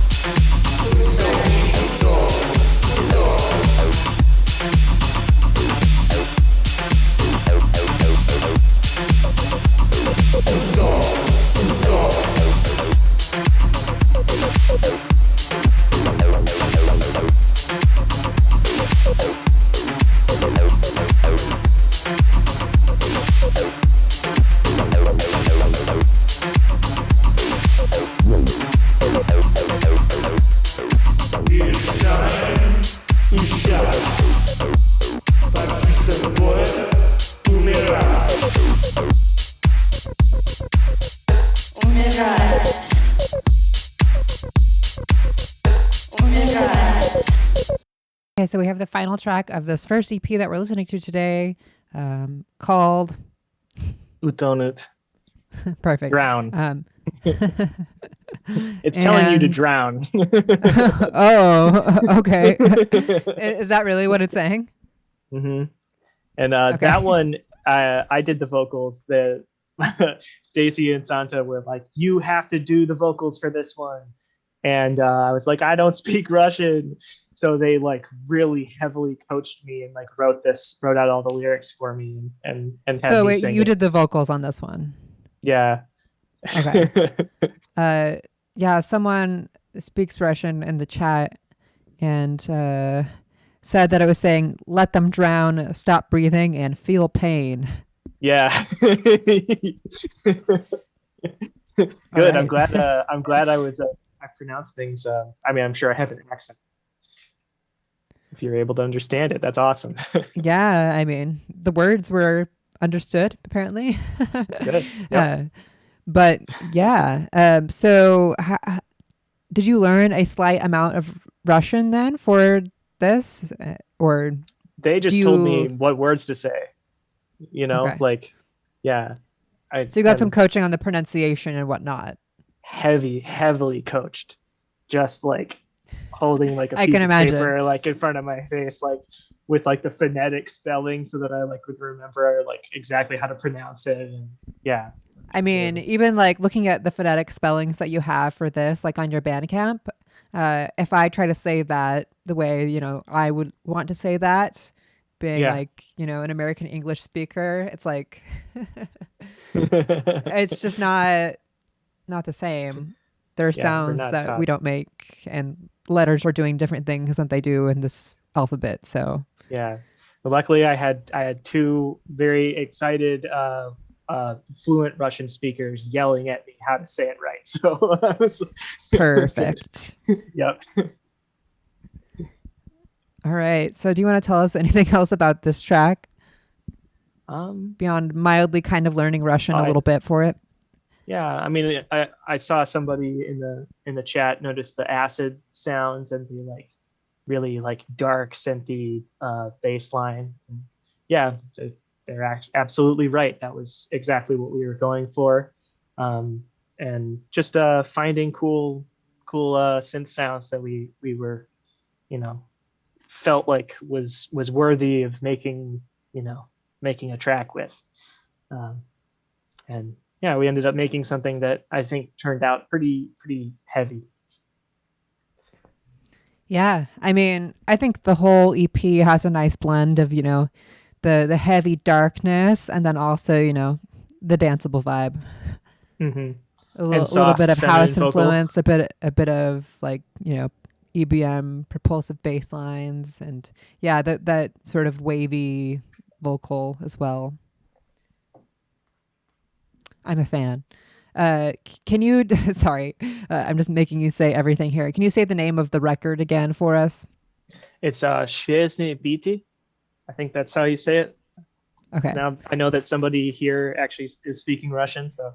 There's probably more than one person, actually. Yeah.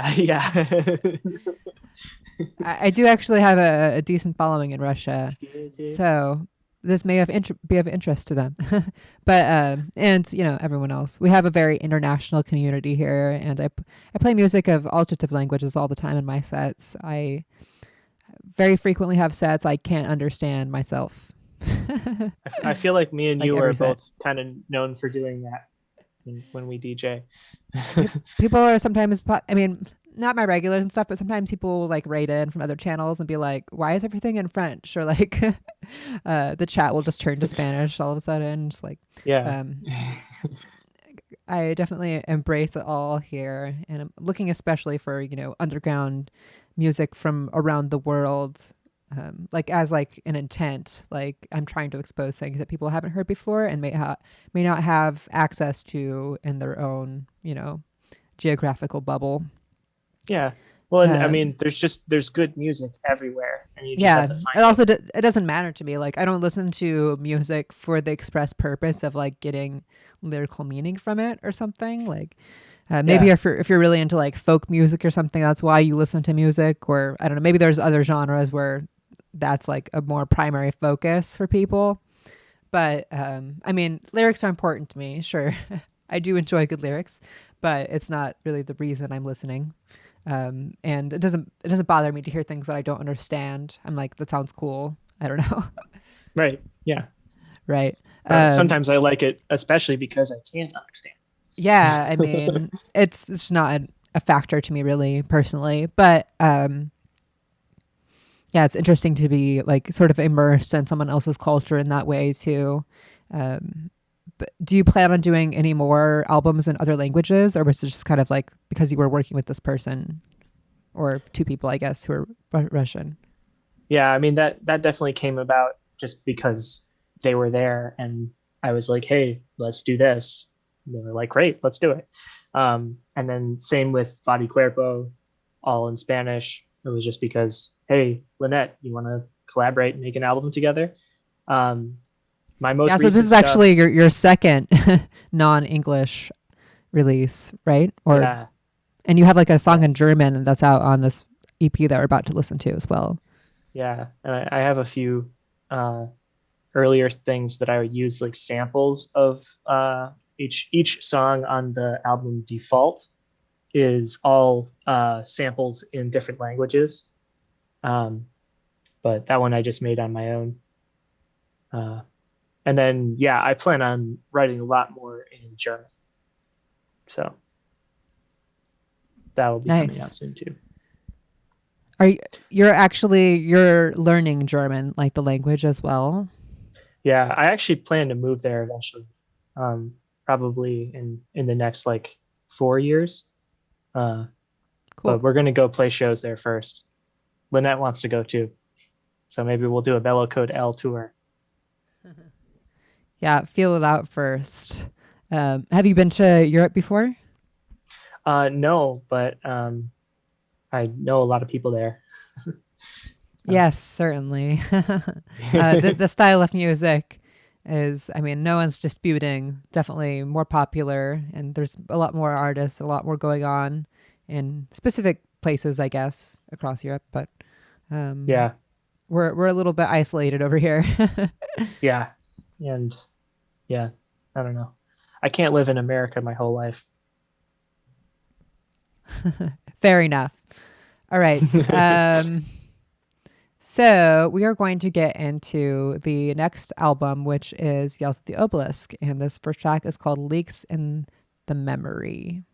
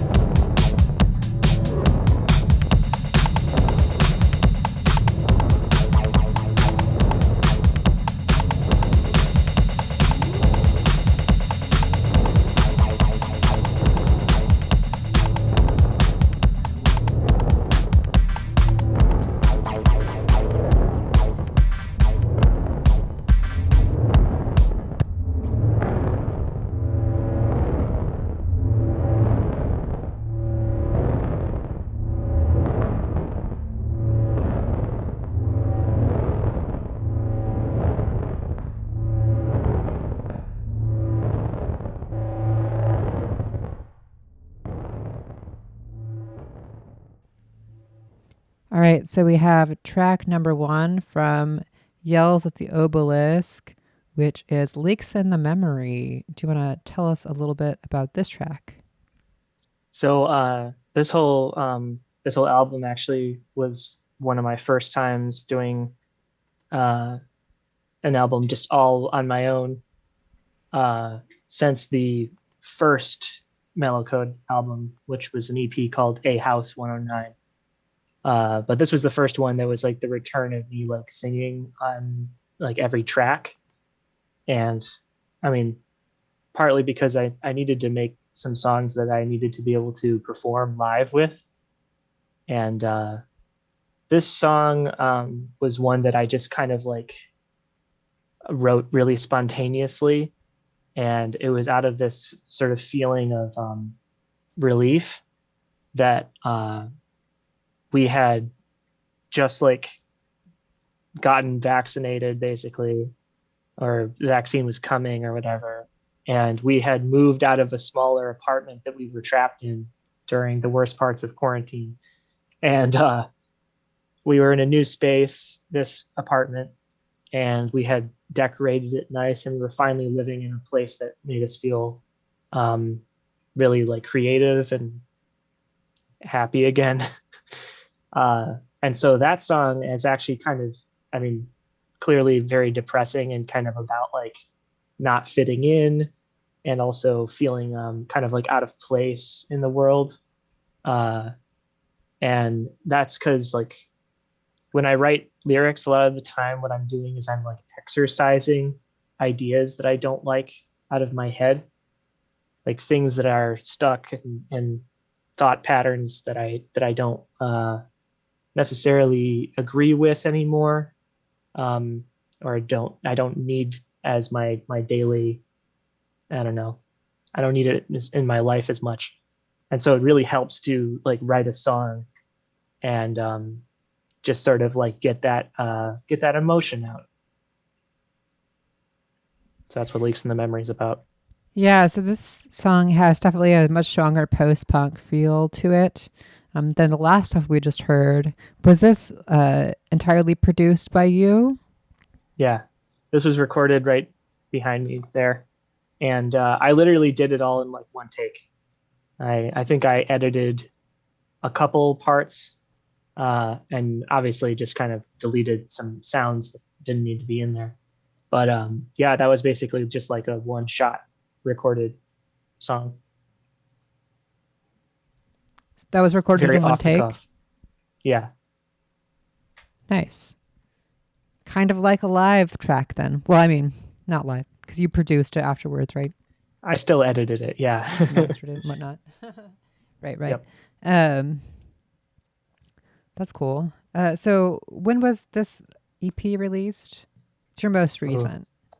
Yeah, good question. 2021. Let me see. Yeah, 2021. And I don't remember what month. I think it was like October or November, something like that. So like it was the end of the year. Yeah, it wasn't that long ago. Mm-mm. All right. And all right. Do you want to move on to the next track? yeah. It's called Blink My Dead Eyes. What could this one be about?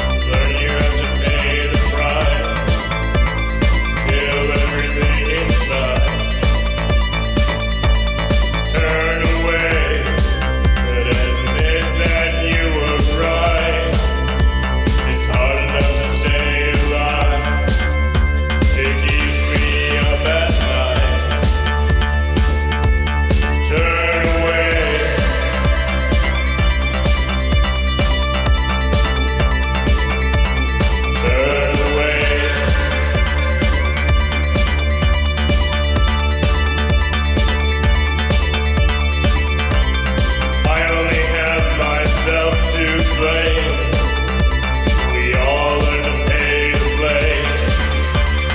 Try not to fade away. Fade away.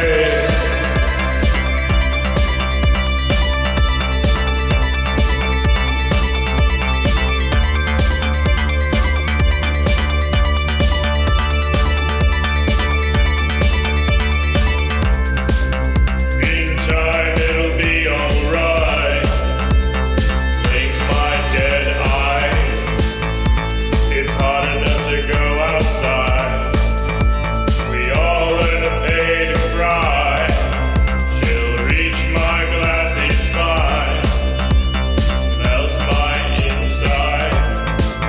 When your skin feels a bit too tight. Turn away.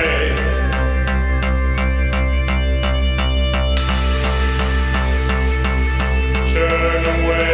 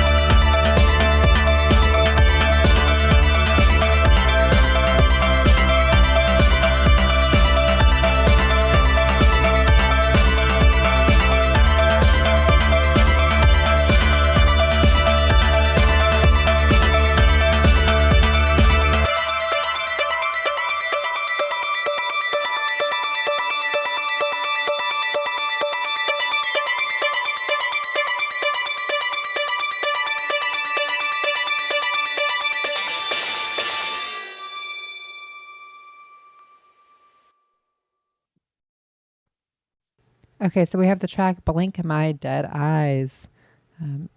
And this is another of the more post-punk sounding tracks from Mellow Code. I got a definite strong Ian Curtis vibe from those vocals. Thank you.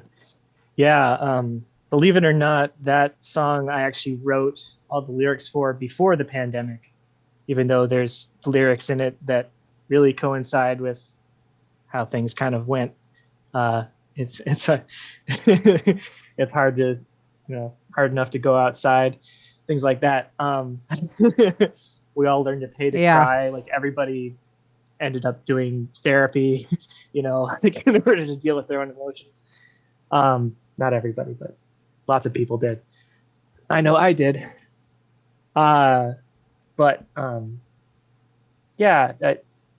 That's still, I think, a lot of people's favorite song of mine. And I mean, it's still my, I think my favorite that I've ever made. And it took me over a year to produce it properly and really played with it. Oh, and there's the cat. But yeah, I mean, it's basically, it's about capitalism and how it makes everybody depressed and ruins everything. So it's it's about that song's about collective exhaustion. Blink my dead eyes. Everyone's too tired to do anything. Sorry, Beans, turn the track on for a second. Oh yeah, sorry. She's actually conducting this interview now. Yeah, turn the song on. But yeah, she doesn't like to leave me alone for very long here, regardless of what I'm doing on the stream. Yep, of course, cats want to get in the way. But yeah, so that's what that song's about. Everyone was able to hear me, right? Yeah, it was just for a second. Okay, cool. I detected the interference right away, thankfully. Yeah. She hasn't interfered too much. I'm always surprised because she loves being around my computer, and she's just started kind of walking all over my decks recently. But She never does anything to make the sound. Anyway, okay. So, do you have more plans to make stuff in the more like post-punk style? Yeah, I mean, like, I don't know. Whenever I'm trying to make a song, I'm not necessarily like keeping genres in mind. I'm really just making most of my music very off the cuff and without too much pre-planning. So like, I made that the backbeat and the sparkly arpeggio part that like pulses through it. And I just like listened to that for a long time in the car and like wrote lyrics to it that way. So I think in the way that it sounds like kind of post-punky is mostly just because of the way that I put it together. And so, I mean, I think a lot of my stuff, especially my solo stuff, is going to kind of turn out that way just on its own. Yeah, and I think the introduction of the guitar to the sound also automatically shifts it in that direction versus like the stuff we were just listening to, which has more of like a EBM dark disco sort of housey vibe. Yeah. Well, and there's no guitar in these songs. It was just a synthesizer that sounds like one kind of. Oh, okay. I guess I wasn't listening hard enough. I just expected there to be guitar.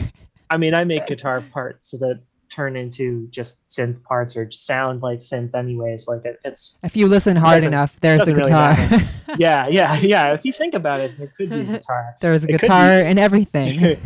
Actually. Yeah, that one's my most popular one. Next to the I did a cover of Ice Bear by Growzone. That one's nice. Like my top track. That one I am playing guitar in it. Yeah, I was gonna say you do play guitar sometimes in tracks though, right? Yeah, I haven't done it in a while just because when you're doing a live show and you're singing and stuff, like you don't need to overcomplicate it. I've learned. Yeah, no, too much.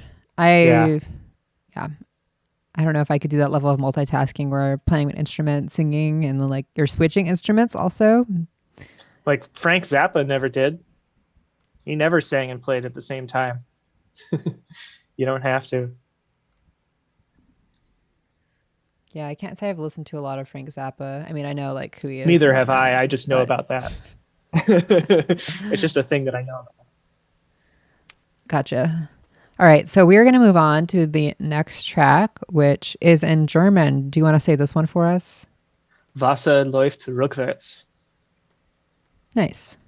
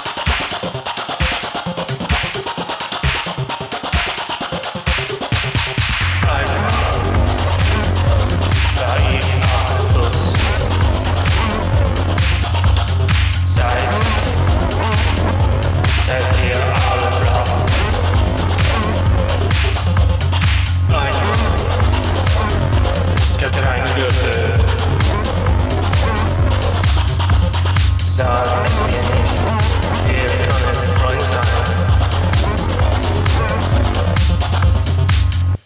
So this song is about taking your time back from your job and kind of getting your life back, and like living life in a way that is not just being a cog for a boss.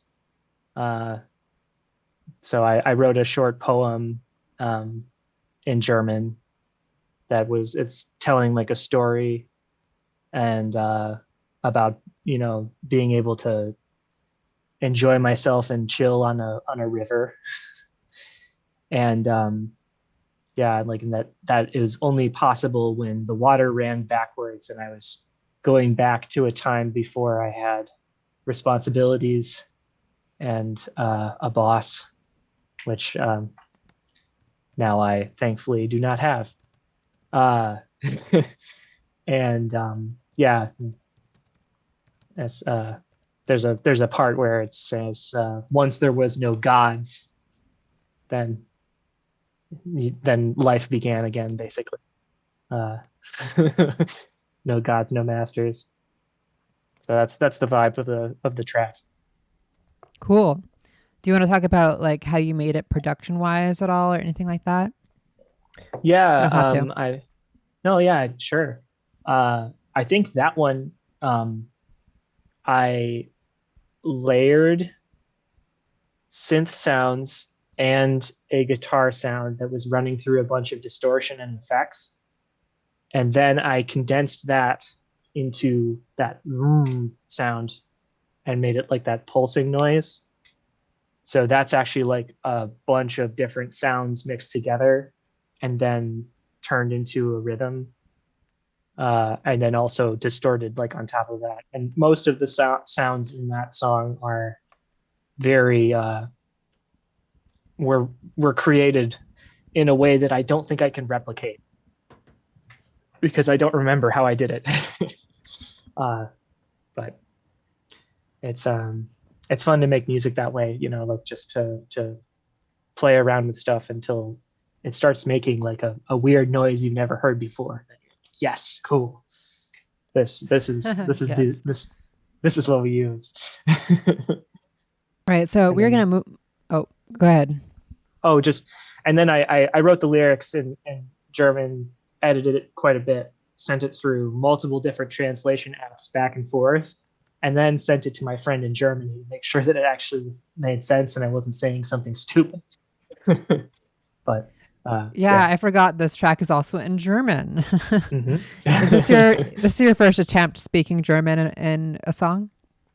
No, I mean like I did a cover of Ice Bear, which is in German. But yeah, I think I did a couple other. I might have done another song in German before this.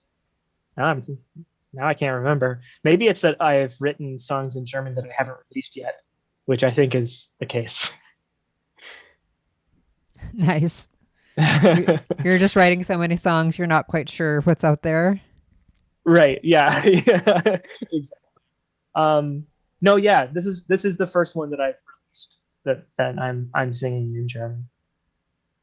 Other than Ice Bear. And that's off the album Distracted, which is mostly a post-punk album. That's the one that has the most guitar on it. How are you learning German? I'm teaching myself. I'm using like apps, but also I'm writing poetry and figuring out how to write poems in a language that I don't really know. Has been making it a lot easier to learn and like learn to speak more fluently. But I'm also anytime I go to another country, I usually learn some of the language first to get like basics down, and then I'll go there, and once you're immersed in it, like it becomes 1,000 times easier. Like all my friends from Germany who lived in America for a little while and the exchange student program, like they always were talking about how it made them 1,000 times better at speaking English to be, you know, forced to do it all the time. So that's kind of my plan for when I move to Germany. That that's when I'm going to learn it a lot. A lot more. Plus, I mean, a lot of people speak English there already, so it'll be a nice soft transition. Yeah, definitely. I'm always amazed at like pretty much everyone I talk to book shows on the internet knows some degree of English. Like, and this is primarily true. What's going on here? Sorry, trying to get the cat comfortable. It's a testament to how how things have been made to be less important in America. Like just we are taught to not. We don't have to learn other languages when literally everybody else does. It's dumb, and also, I mean, it's kind of like the same as how we treat the arts in education here. So it's kind of always been, I don't know, I've always seen the way that I wasn't really taught other languages in the same way that like art wasn't supported in school growing up here as being like a thing that was in my way. Yeah, definitely. A lot of things are treated much differently. Sorry, I'm distracted by my cat's entry to the situation here.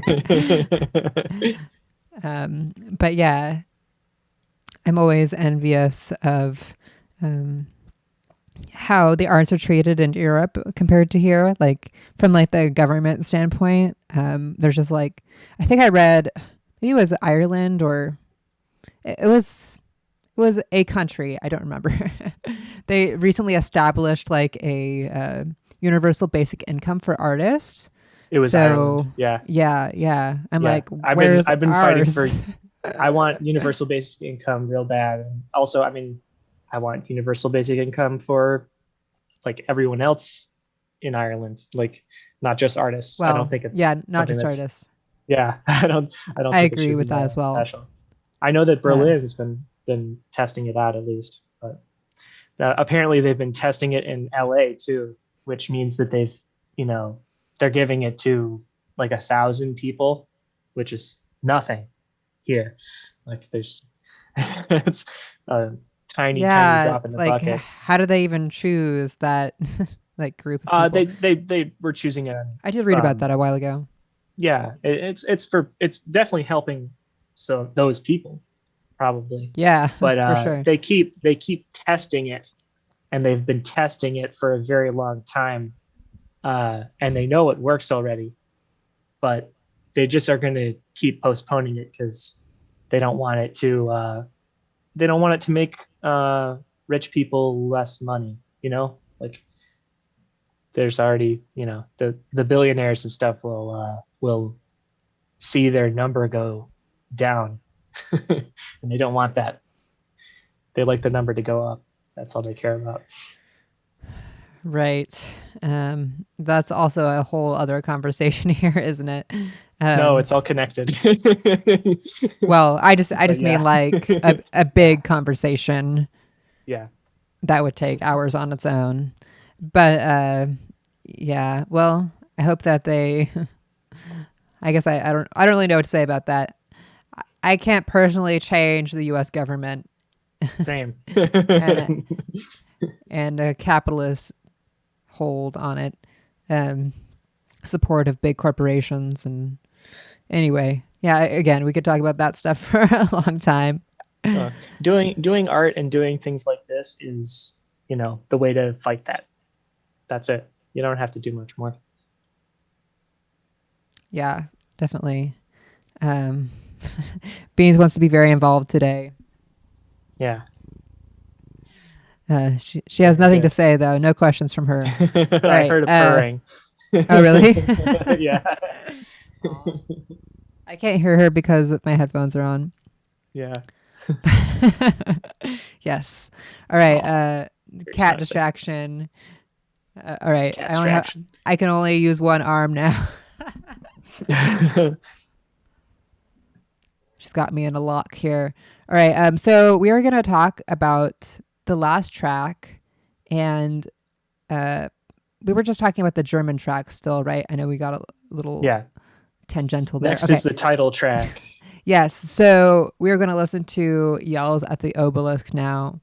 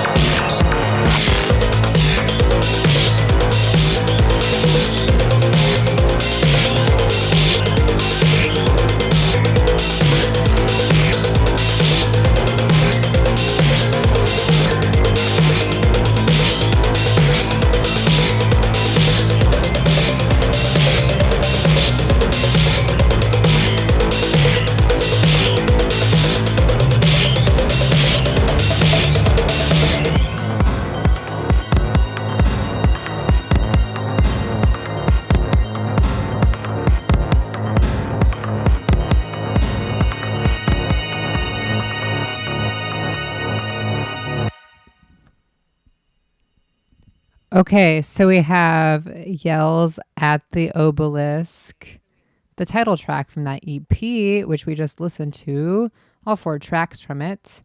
And we are here with the artist Mellow Code, who is chatting with us about these tracks. And I'm having a cat malfunction right now. That's a functional cat. It's exactly what the cat is for. She's stuck on my cape. Cat malfunction. Yeah, so that song obviously is about collective frustration, and venting out our anger in a way. It's a song that I want people to listen to when they're mad, to help them feel some relief from that feeling. And I see in the chat, Marble was talking about how I paired that with with some footage from the Czech New Wave movie Daisies, which if you haven't seen it, you should. It's incredible, and it's about a lot of the things that my album is about, and my music in general. And the Czech New Wave is just cool history to learn about in general. You can find out a lot about it on YouTube.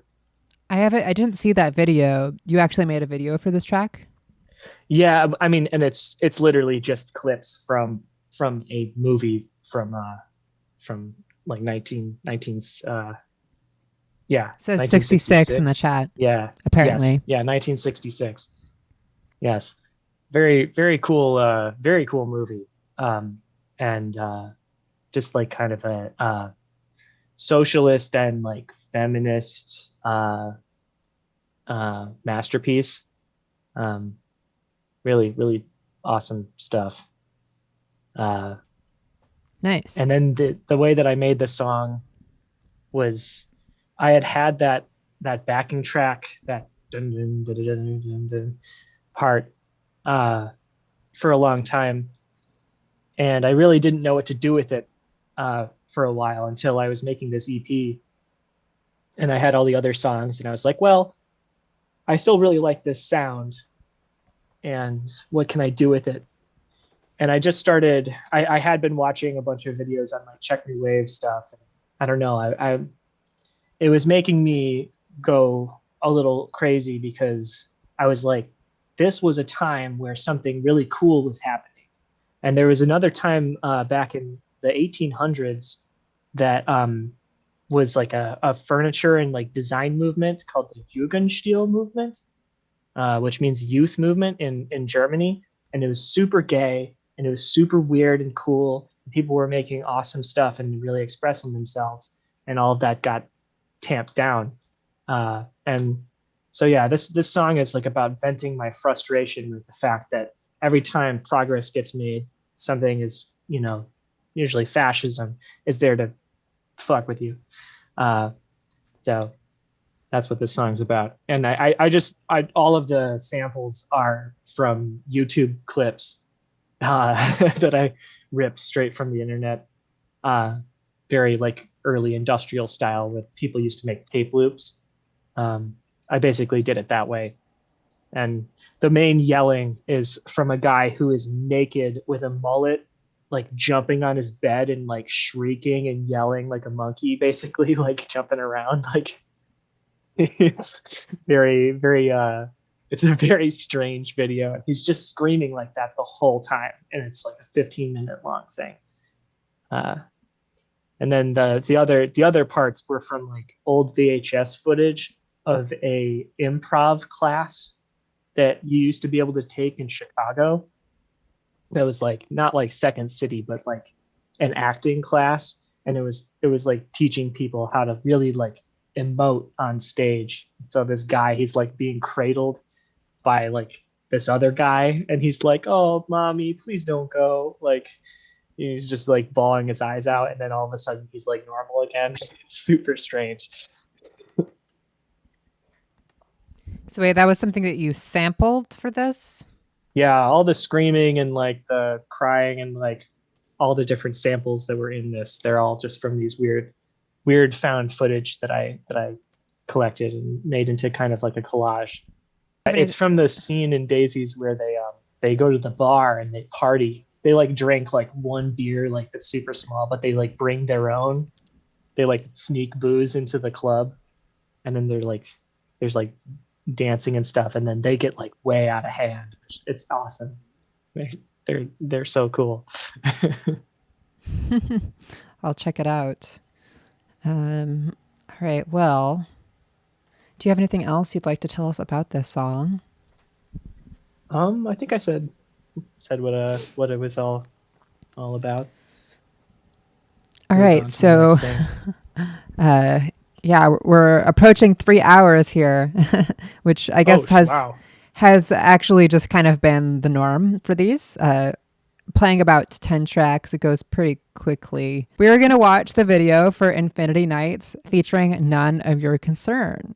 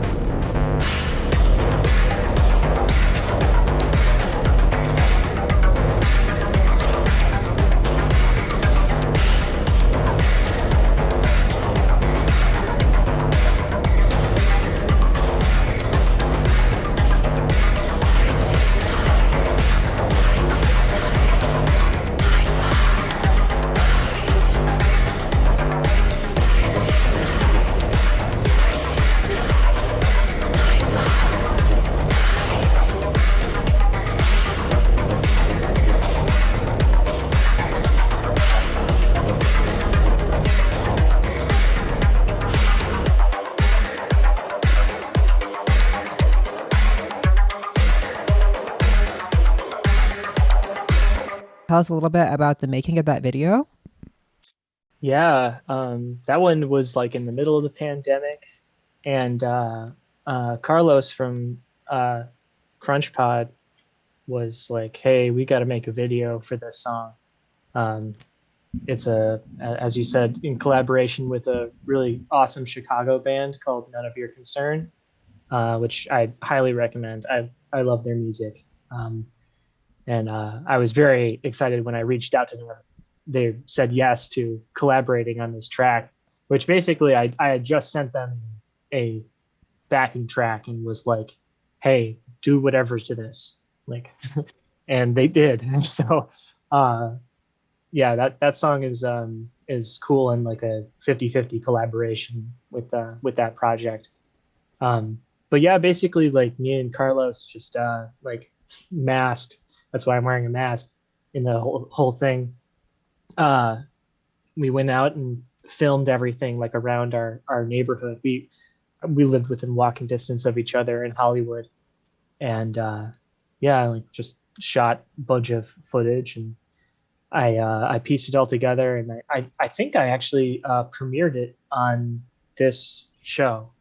I think one or a show that you were putting on. Yeah, it's But, quite possible. I know I've yeah. definitely played it more than once on the show, like once during Yeah. that show with you. Yes, I don't remember if that was a premiere. I think that was the premiere, but I don't think I told you. Oh, secretly premiered. Yeah, Well, maybe I knew. I honestly don't remember. I wasn't thinking. I've done like 100 shows since then. Right, exactly. Same. But yes, someone wants to know if this. Well, I don't know if they actually want to know, but if this Victim mask is functional, they'll take 3. Did you make those masks? No, I didn't, but I know how to. I was actually going to ask if you make any of your own clothes, because it seems like some of them are kind of like they could be handmade or something. Yeah, I've made friends make them or something. I've made clothes before, and actually just recently I made faux latex hoods for Christina Aguilera. What? That was quite the show. Wait, okay, we need to know more about that. How did that happen? Well, so I have friends who are stylists here in LA, and they're very close friends of mine. And yeah, just all of a sudden, actually, like before the pandemic, even we started working together because I know how to make latex clothing, and so I helped them make latex for a movie that actually hasn't come out yet. It's like a weird indie movie. But yeah, all of a sudden, like just recently, a few weeks ago, my friend called me up and he's like, "Hey, we gotta make some latex hoods for Christina Aguilera. Are you down?" And so we did it. Yeah, they've been getting some pretty wild clientele. So I have expertise in a number of different crafts. So that's how I get a lot of jobs. It's just from people needing me to know how to do shit. Well, that's good that you can do so many things. But I wanted to say that it's been kind of funny for me to see like the rise of latex fashion and like popular culture. Like some of these like big pop artists are really embracing it. I mean, I guess that kind of happened like throughout time a little bit. Like I saw that like Britney Spears video where she's wearing like the full like red like patent, like it's like very like I don't know, just like it's like latex, very shiny. So I mean, I guess there's Britney and Madonna start stuff, and then now Nicki Minaj and. I mean, that was like I'm talking about something like 20 years ago, but right, yeah, exactly. No, like, but yeah, I guess Madonna with her, yeah, she had that going on already, right? And yeah, like I went and I just built a set for Nicki Minaj's new music video that's going to be coming out. This was before she came out as being an anti-vaxxer. Oh, I didn't hear about that. Soon, yeah. So soon, that I think she's been waiting for stuff to blow over with that. But yeah, there should be a music video coming out soon that I built one of the sets. it was a massive production. But I can imagine. Like, But what yeah, is even the back to- budget on something like that? oh, the millions, yeah. Well, Uh, hopefully you got a little bit of that. Yeah, from we were, the set we were design. paid pretty well, but it was quite the shit show. I got interviewed actually in like on this other podcast that I talk about that like a lot more. But yeah, it was wild. Quite the ride. But yeah, back to the Christina Aguilera thing. Yeah, the newest music video, it's actually like pretty goth. Like it's really a dark song and it's like pretty electronic. It's kind of cool. But yeah, there's like a bunch of dancers in like red hoods, and I made all those with my friend. We both made them too. Cool. Well, I will watch it exclusively for this reason now. Yeah. Although I'm kind of intrigued that you said that it's like kind of dark. It's surprisingly dark. Yeah. Huh. Interesting. Yep. I didn't even know that she was actually still making new music. Neither did I. Yeah, I had no idea. I just But I also do not pay attention to anything in the top 40 world at all. Same. Whenever I see articles about like big new artists appear on my Facebook feed, I'm like, I definitely just don't know who they are. But yeah, I think that could probably be said about a lot of us here. Yeah. Not exactly the zone we're operating in. Exactly. Cool. Well, do you have anything else you want to tell us about that track or video? None of your concern. It's based in Chicago, right? Yeah. Yeah. They played some shows with my friends from there called Ganser.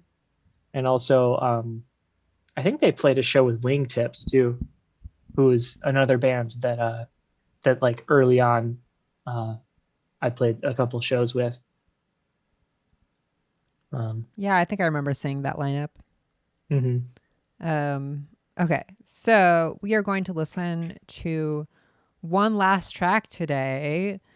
We have almost come to the end here, and it's another video. So this one was actually just released. It's called Knives.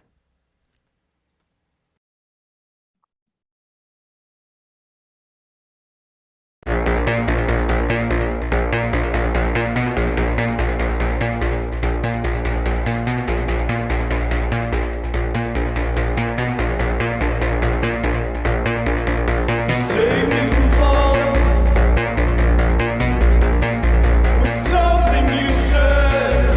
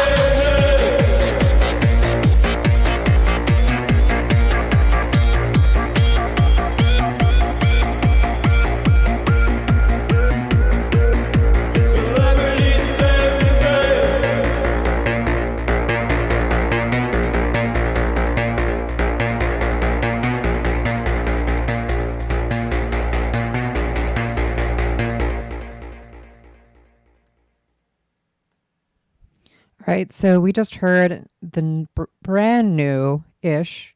It was released, let's see, on Last December month? 1st. Oh, yeah. So I guess almost 2 months, but brand new ish. The new single from Mellow Code, and sorry, I don't know how to pronounce this either. It's Scum Liquor. Oh, yeah. Yeah, I wouldn't have guessed that. It's a Yeah. SKM slash a LKR. So It's basically no vowels. yeah. It's like Uh, a gamer handle for oh, like from okay. like the before like yeah, 1999 or so. Like pre-leet or whatever. Yeah, maybe. All right. So this is a heavy track blending electro, EBM, techno, and darkwave. Having worked together for several years under various names, including the dark industrial EBM project known as Base Witch, this new single marks their first collaborative release since 2019's Eurotrash Hitman release. So this is with Evan Scumlicker Yep. and Josh McVety, which is indeed Mellow Code. All right. So do you want to talk about this collab a bit? Yeah. Evan is one of my oldest and closest friends. We met in art school together and just hit it off, and we played D&D together and video games and just partied and did college stuff, and uh just we've been buddies a long time, and both of us were interested in making music, and yeah, he's been producing a bunch of stuff on his own, and he hasn't been like promoting it too hard or anything. He just makes music to make it. But so I like to collaborate with him because we work very well together. That entire song, the backing track is all him, and I just did the vocals for this one. Um, and yeah, this song's kind of like about uh, unionization and like the blood that was spilled to even have what we have now. Um, Mostly about like the uprising that happened in West Virginia back in the day, uh, which was a like multicultural uh, and like very uh, solidarity, like full spectrum movement, which is where the term redneck comes from because they wore red scarves uh, because they're you know socialists, communists, um, and yeah, like so that whole song is basically about that struggle and also just about the cycle that we go through where things are kind of like given to the people but withheld in certain ways, and you have to like incrementally it's about like the frustration of incremental change, if that makes sense. Yeah. And certainly things take a long time to change. They do when there's a lot of people making that happen on purpose. Yeah. The protection of money, right? Yep. Wealth, preservation of wealth. Mhm. Gotta love America. Yeah, woo! That's why I'm moving to Germany. But yeah, that song is supposed to be like, I mean, it's kind of a depressing topic, but it pumps you up for sure, and it's definitely me expressing my my punk self for sure. Like I don't like to always like kind of yell sing, but this Yeah. time I got to. I'm excited to do more songs. Evan wrote actually 8 tracks that we haven't released yet, and I'm currently writing lyrics for them. So there's a number 8? of these that will be coming out. Yeah. So yeah. you're just going to do the vocals on that then? Mm-hmm.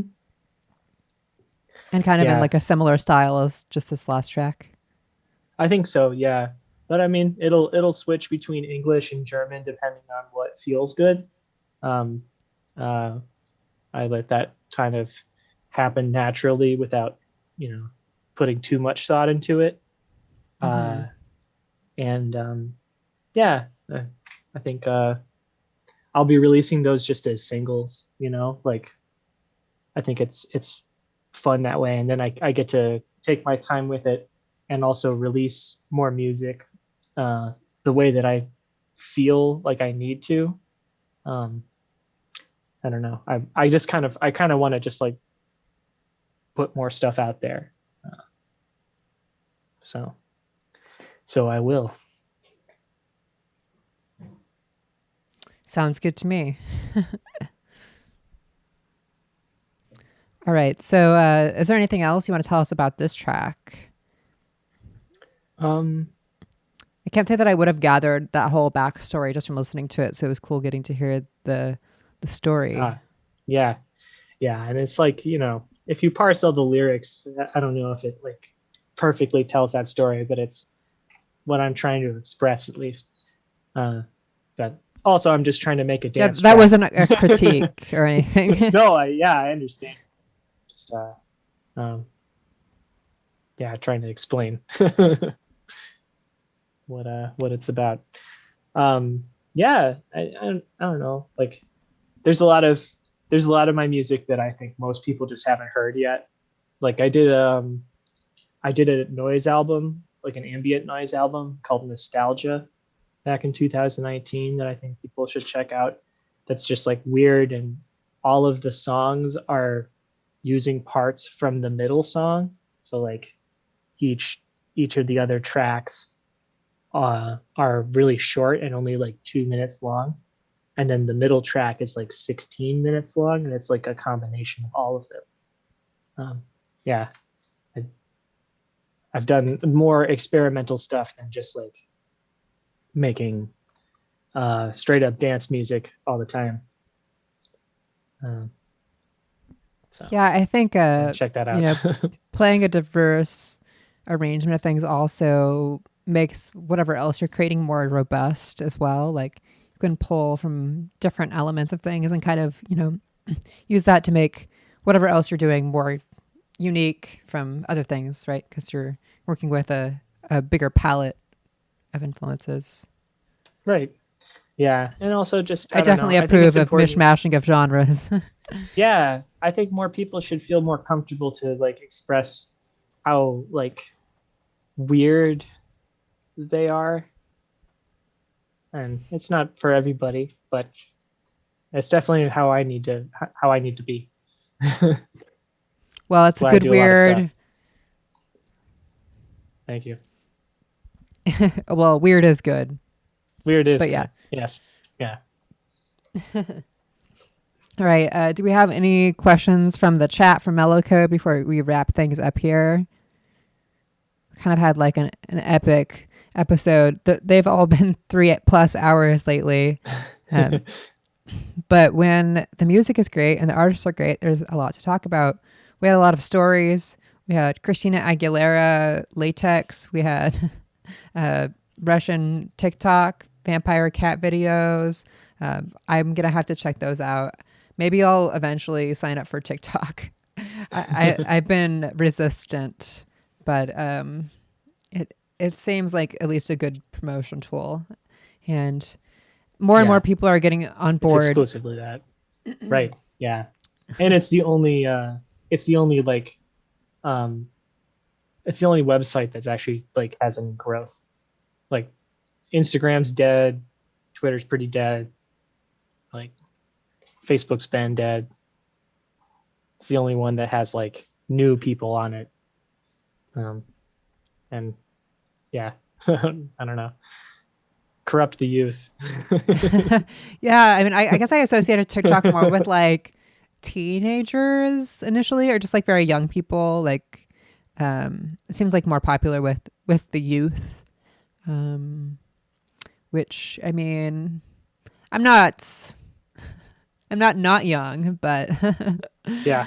One of the biggest lies out there is that, when if you haven't made it or whatever that means by this age, then you're not, then you're not going to be successful. Like, that's bullshit. Like, it's absolutely not the case. Like, I think I realized pretty recently that, like, Schwefelgeld, I thought they were my age or younger. No, they're like way older than me. Like, they have gray hair now. I was like, well, oh shit! Like, they started making music like a over long 10 time years ago, though. So Yeah, I guess that yeah. makes sense. Exactly. And I mean, yeah, I it's have gray like hairs. projects. Yeah, Probably. I've been dyeing my hair since I was 14, but probably. right. Yeah, and same. um, yeah, like, I don't know. It's funny, and it's an illusion, and I want more people to know that there's no time to there's no moment where you can't start to do something new. Yeah, that's a really important message, and something to consider for everyone. I mean, you should do what you want in life, regardless of what point you're at in it, right? Yeah. And also, don't try to measure your success based on money or any sort of number. I think it's not good to quantify or things. where other people are at too. Like, everyone is Yeah. experiencing their own journey towards things. Exactly. So we have a question from the chat, and it's from Mr. B123.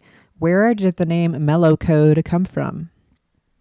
So when I was driving Lyft in around LA, and I was starting out making music, which would become Mellow Code, I started a playlist, which was a bunch of songs from, Darkwave stuff and EBM stuff, and like a bunch of tracks that were from Nine and from Hands.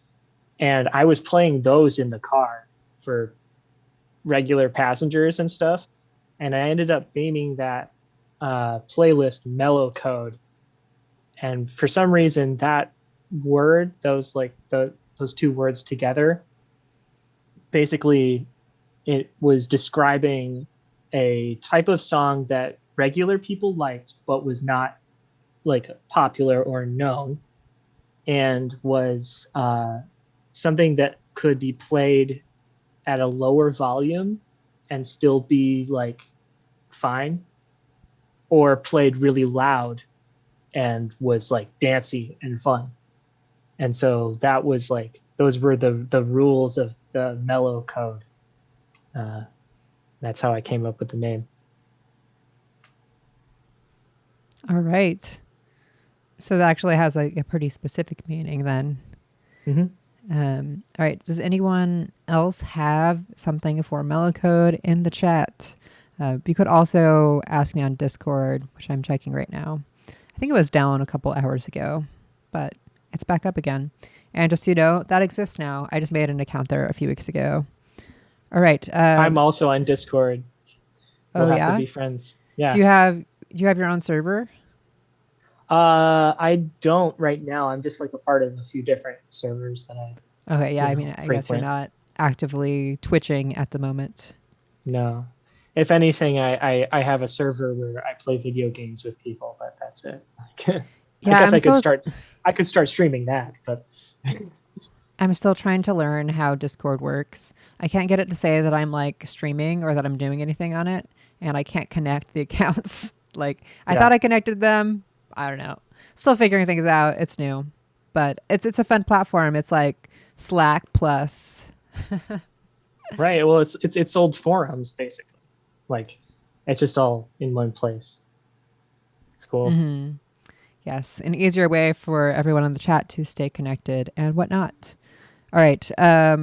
Cool. End spiel on Discord. So thanks a lot to Mellow Code for joining us here today. I'm just going to hit it to the outro screen here, and we're going to raid. So stick around and you'll be transported to an excellent stream playing music. And yeah, thanks again for tuning in. I'm hosting these interviews here Wednesdays at mostly at noon Pacific. However, I'll have some a little bit later in the day for those artists who are maybe like in the US and have day jobs and whatnot. Can't do it in the day. But anyway, this will be the primary time for the interviews. Sometimes they'll be later though. And I also have tomorrow streaming Strict Tempo with special guest Night Night featuring Sherry Very, also known as Void Vision. I thought it was like she was like guesting as part of the set, but she's actually a member of the band. So it is Night Night, but it is featuring Sherry Very as a member. And it's a new Darkwave band. I'm pretty excited for that. So we'll have a live set from them, and then we'll have Ex Hyena from Boston, some 80s wave inspirations, and also from Germany, the post-punk band Videotron. So that's tomorrow. I'm also DJing and stuff. It's going to be fun. All right. So that's happening at 7 p.m. Pacific time tomorrow. And yeah, thanks again for tuning in here. And you can catch it if you want to listen to it later again on YouTube. I'll post it like an edited version of it in a few days. And I'll also post the link to that in the Discord too when it's up. Okay, cool. Thanks again to Mellow Code. That was a really fun and informational interview, as we like to keep them. Loved listening to all of your tracks with you. And I hope everyone out there also enjoyed.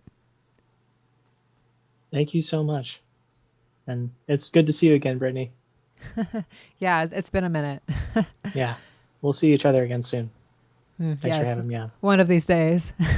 Yeah, Yeah, I'll get down to LA soon. I'll get up. I did I'll sort go of up a to Seattle.